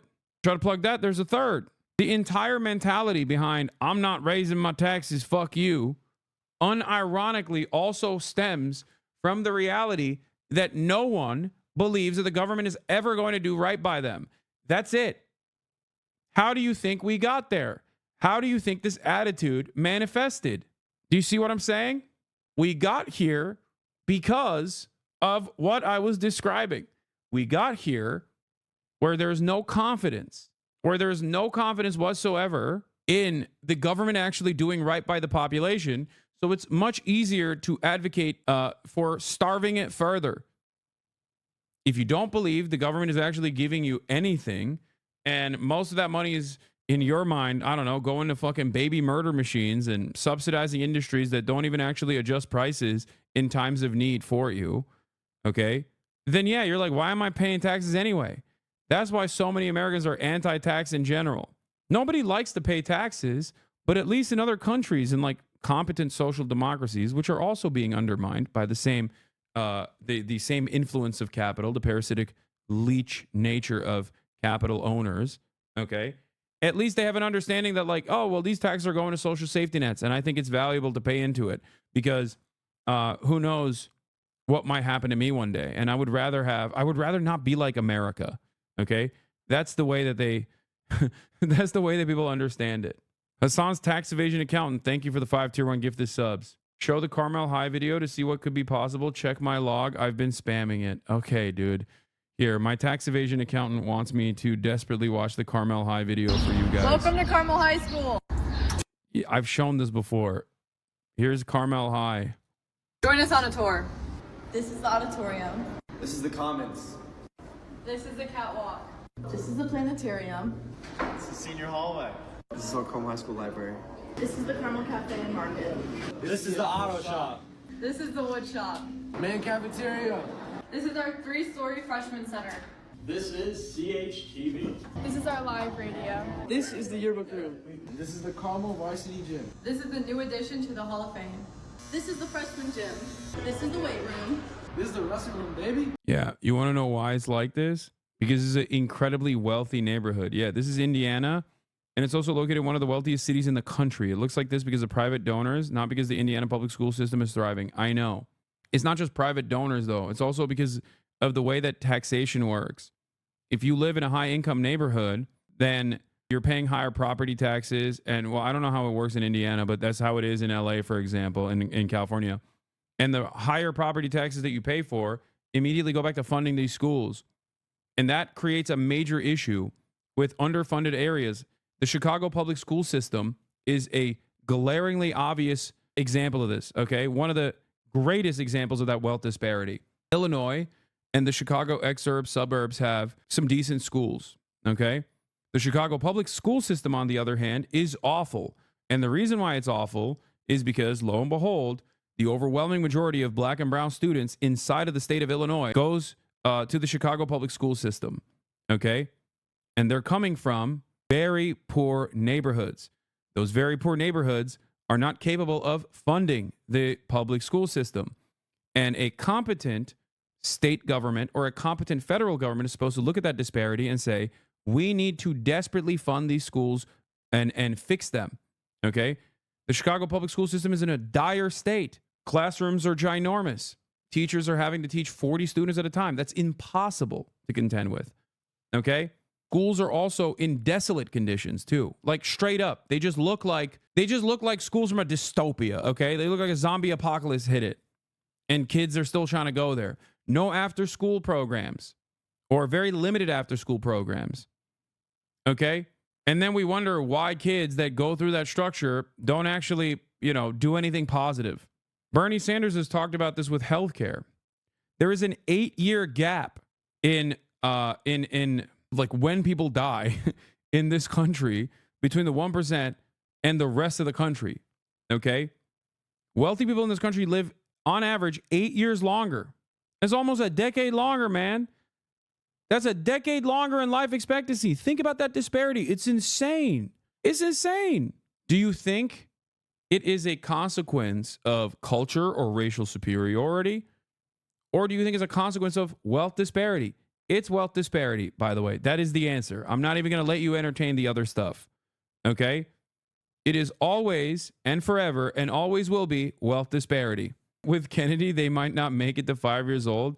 Yeah, I mean, yes. Robert F. Kennedy Jr. is the great unifier, okay? He's the great equalizer where he will make it illegal to vaccinate your children and then you'll die regardless, okay? Everyone get cholera. All milk only, okay? This is the blue and gold gym. This is the blue and gold track. This is the field house. This is the varsity tunnel. This is the bookstore. This is one of the many cooking rooms at Carmel.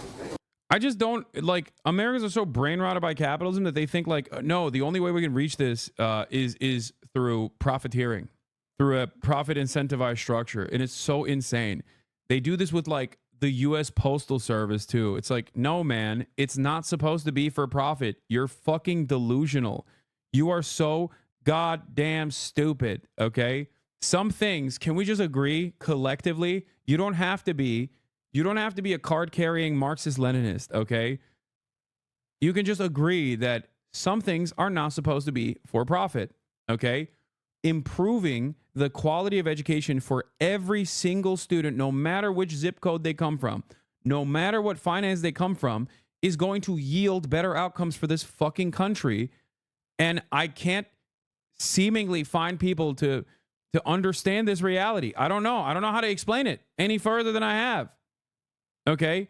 And if you make education a for-profit entity, then you arrive at this massive disparity. And then you sit around and you go, why is everyone so fucking stupid? Why is everyone devoid of critical thinking skills? How do we get here? I wonder how. Because a literal pipe dream? Yeah, it's a literal pipe dream. So what's the solution? Give everyone millions of dollars? Is that what I said? Wealth distribution doesn't have to happen at the individual level, man. Americans are so goddamn hyper individualistic. They can't even imagine like government programs. They think like when I say wealth redistribution and improving the material conditions of all Americans across the board, they think, oh, just give me $10,000, please. That's not what I'm saying. I'm describing it in the process of schooling. Okay? Funding public education better is the solution. I am describing you the solution. You're just not hearing it. What do you mean? So what is the solution? That was my question. I've already given you the answer. You're just refusing to hear it. Anyway, it's not a pipe dream because it already exists in other countries, chatter.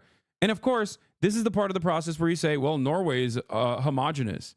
And then I say China is not homogenous. And you say you don't know anything about China because you've only read like insane shit about how they're harvesting the organs of like children in schools or something. Okay. I've had this conversation a million times over. We can have it again if you want. Cultural homogeny has nothing to do with educational attainment. Okay. There are plenty of diverse nations out there that yield more positive educational outcomes than the United States of America, Canada being a great example of this, as a matter of fact. Okay. That's it. It's just money. The solution is just wealth disparity and fixing it. Okay. Yeah. Cuba, another great example. Cuba is an incredibly poor nation and also not even remotely homogenous, very diverse nation. And yet they have tremendously better outcomes in educational attainment. It's not just money. It absolutely is. It's the most important part of the problem. It's the most significant part of the problem. And anyone that tells you that it's not is actually just directing your attention away, either because they're deluded. Oh, you can't just use money as a problem solver. Okay. The other route in this argument is, well, there's still going to be people that don't want to actually do good education, even if like the schools are better funded. Okay. And that's not how the government works. It's not about literally making sure by force every single individual is maxing out their potential. Okay. It's about getting as many people as possible to max out their potential. And right now we're working in the opposite direction. I'm hoping for a reset, a cultural shift, a shift in attitude, a shift in government. Okay. And yes, money is everything, especially in this process, especially when we're looking at an American school that is well funded. But of course, for our ruling class, a well-educated proletariat is a genuine threat. Because if you're better educated, you're better equipped. I'll give you another example from immigration. Okay.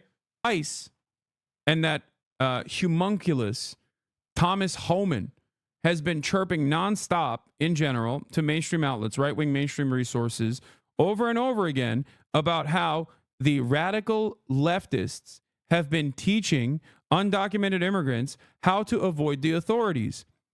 And they're genuinely crying that the radical leftists and the Antifa are teaching undocumented migrants their rights. Okay? That's what they're upset about. Because they can't dominate them as hard as they want to when the people that they're trying to dominate, the people that they're trying to like break into the homes of, are well equipped with the limited amount of rights that they have in that process that the American government offers them. Isn't that crazy? Because they don't want you to be educated. That's it. Whether you're an undocumented migrant or a documented U.S. citizen, they just don't want you to be educated. They don't want you to be educated about your rights. They don't want you to be educated in general about what to do. They don't want you to exercise critical thinking skills. They don't want you to know that knowledge is power, not to, get all Sigma Grindset on your ass. They want you to be stupid because a stupid population is servile. A stupid population can be used and abused. A stupid population looks at planes falling out of the fucking sky and thinks, oh, this has nothing to do with air traffic control being consistently underfunded and forcing like 8 dudes to sit in a tower and do the job of like 40. Okay. That's probably not going to cause problems. You know what'll cause the real problems? DEI. And if you're stupid, that shit hits hard as fuck. You're like, God damn, you're right. Them blacks are working in the air traffic control and they're disabled. And I think that's the reason why. And it has nothing to do with the fact that now we're forcing 6 guys to do the job of 40. And you can't even translate that to your own immediate circumstances too, because that kind of austerity and that kind of profit seeking exists in every sector. So whether you're working in construction or whether you're working as a fucking nurse or whether you're working as a goddamn teacher or whether you're working in any sector whatsoever, you probably are experiencing that in your daily life. The fact that your boss has fired some of the workforce and is now making you do the work of others that used to do that. Your burden is higher now at your job place, okay, at your job site. And if you can understand that in your immediate life, how can you not figure out that there is literally that exact same problem that exists in all of these other sectors as well, whether it be ATC, air traffic control, or any number of different regulatory agencies? That's it. Yeah. Damn, this guy's good.